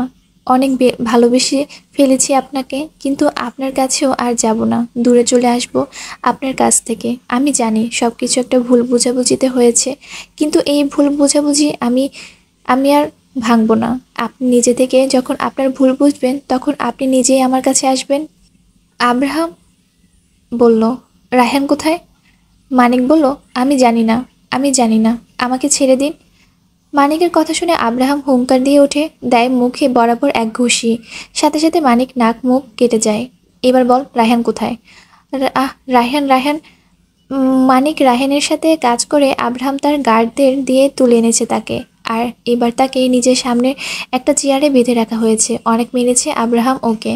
আর মানিক গড়গড় করে সব এবার বলেও দিয়েছে। হঠাৎ একটা গার্ড এসে মানিকের গলার ঠিক ডান সাইডে একটা ইঞ্জেকশন পুশ করে দেয়। মানিক অজ্ঞান হয়ে পড়ে, তারপর তাকে নিচে নিয়ে চলে যায়। আব্রাহাম সিগারেটের এক ফাঁক নিয়ে উঠে দাঁড়ায়। সে এখন একটা সাদা গেঞ্জি পরে আছে। গেঞ্জির হাতা একদম চিকন। তার হাতগুলো মাসলসগুলো ফুলে ফেঁপে উঠেছে। আব্রাহাম সিগারেট খেতে খেতে আয়নার সামনে গিয়ে দাঁড়ায়। নিজেকে দেখছে। নিজের বুকে, হাতে, কিছুটা ঘাড়ে বেশ গাঢ় আঁচড়ের দাগ রয়েছে। এগুলো সব আয়রাতের হাতের নখের আঁচড়, তা আব্রাহাম বুঝতে পারছে। আব্রাহাম আলতো হাতে আঁচড়ের উপর ছুঁয়ে দেয়, তারপর রেডি হয়ে চলে যায় এই রায়হানের খোঁজে। আব্রাহাম আজ তার বাইক নিয়ে বের হয়েছে। কোনো গার্ড নাই না, কোনো গান ওর পিস্তল কিছু নেয়নি সাথে। রায়হানের বাড়ি গিয়ে নিজের মন মর্জি মতো ভেতরে ঢুকে পড়ে। আর রায়হানের বাড়ি গার্ডদের এখনও এত বড় কলিজা হয়নি যে আব্রাহামকে আটকাবে। আব্রাহাম রায়হানের বাড়ি যেতেই রায়হানকে পেয়ে যায়। ও, আসলে এটা রায়হানের 2 নাম্বার বাড়ি, তার আসল না। রায়হান আব্রাহামকে দেখে এগিয়ে যায়। স্বপ্ন দেখছি না তো? তুই আমার বাড়িতে? হ্যাঁ, এলাম। আসতে বাধ্য করলি। কি হয়েছে বল? হবে তো তোরে। আগে বল, বিয়ে কেমন করলি? বিয়ে মানে? ওমা, কাল বিয়ে করলি আর আজ ভুলেও গেলি? কি বলছিস এসব? জানিস তো বিয়ে করেছিস তুই, কিন্তু ফুলসজ্জা করেছি আমি। ক্লিয়ার বল। আরে আয়রাতকে? মানে দুনিয়াতে তো মেয়ে নেই আর কোনো, তাই না? তোকে দেখে দেখে ওর পিছনে পড়তে হলো। বিয়েও করে নিলি অগোচরে। আব্রাহাম, ভাগ্য ভালো বিয়েটা হয়নি। আব্রাহামের টনক নড়ে এবার। What rubbish! কাল তোদের বিয়ে হয়েছে, রাইট? না, হয়নি। আয়রাত আমাকে ভালোবাসে না, তোকে বাসে। ফলে বিয়ে করেনি। আব্রাহামের পায়ের নিচ থেকে মাটি সরে গেল। মানে কি, বিয়ে হয়নি? তাহলে কাল আব্রাহাম... ও শিট! আব্রাহাম বলল, দূরে থাক তুই। আব্রাহাম এই বলে ছুটে রায়হানের বাড়ি থেকে বের হয়ে পড়ে। হাওয়ার বেগে আয়রাতের বাড়ি যায়। চোখের পানিগুলো কোনো রকমে মুছে নিচ্ছে হাতের উল্টো পাশ দিয়ে। কিন্তু আয়রাতের বাড়ির তালা দেওয়া কেউ নেই। আব্রাহাম নিজের মাথার পেছনে হাত দিয়ে দেয়। আয়রাত তাহলে কোথায় গেল? পাগলের মতো করে আয়রাতকে খুঁজে চলেছে আব্রাহাম। আব্রাহামের কেন যেন মনে হতে লাগলো আয়রাত তার ভার্সিটিতে। কেননা আজ তো আয়রাতের জীবনেও অফিসে আসবে না। আজ কেন আর কখনো আসবে না। নিঃসন্দেহে আব্রাহাম ছুটে আয়রাতের ভার্সিটিতে গেল। আর যেতেই ভাগ্যক্রমে আয়রাতকে দেখে। আব্রাহাম বাইক থেকে নেমে আয়রাতের সামনে গিয়ে দাঁড়ায়। আয়রাত দিয়ার সাথে কথা বলছিল। দিয়াকে এখনও সে কিছুই বলেনি, তবে বলতে চাইছে। এরই মাঝে আব্রাহাম হাঁপাতে হাঁপাতে আয়রাতের কাছে এসে দাঁড়ায়। আয়রাত সোজা আব্রাহামের চোখের দিকে তাকায়, দেখে আব্রাহামের চোখগুলো লাল বর্ণ, চোখের কার্নিশ বেয়ে পানি পড়ছে আব্রাহামের। তবে আব্রাহামকে এখন এই মুহূর্তে নিজের সামনে দেখে আয়রাতের কাল রাতের ঘটনাগুলো মনের দেওয়ালে ভেসে উঠল। আয়রাত আর থাকতে না পেরে ঠাস করে আব্রাহামের গালে একটা থাপ্পড় বসিয়ে দেয়। দিয়া তার মুখে হাত দিয়ে দেয় এটা দেখে। আয়রাত বেশ জোরেই আব্রাহামকে থাপ্পড়টা মেরেছে। এই থাপ্পড়ের শব্দ যেন চারিদিকে বাজছে। আয়রাত আব্রাহামের দিকে তাকিয়ে আছে।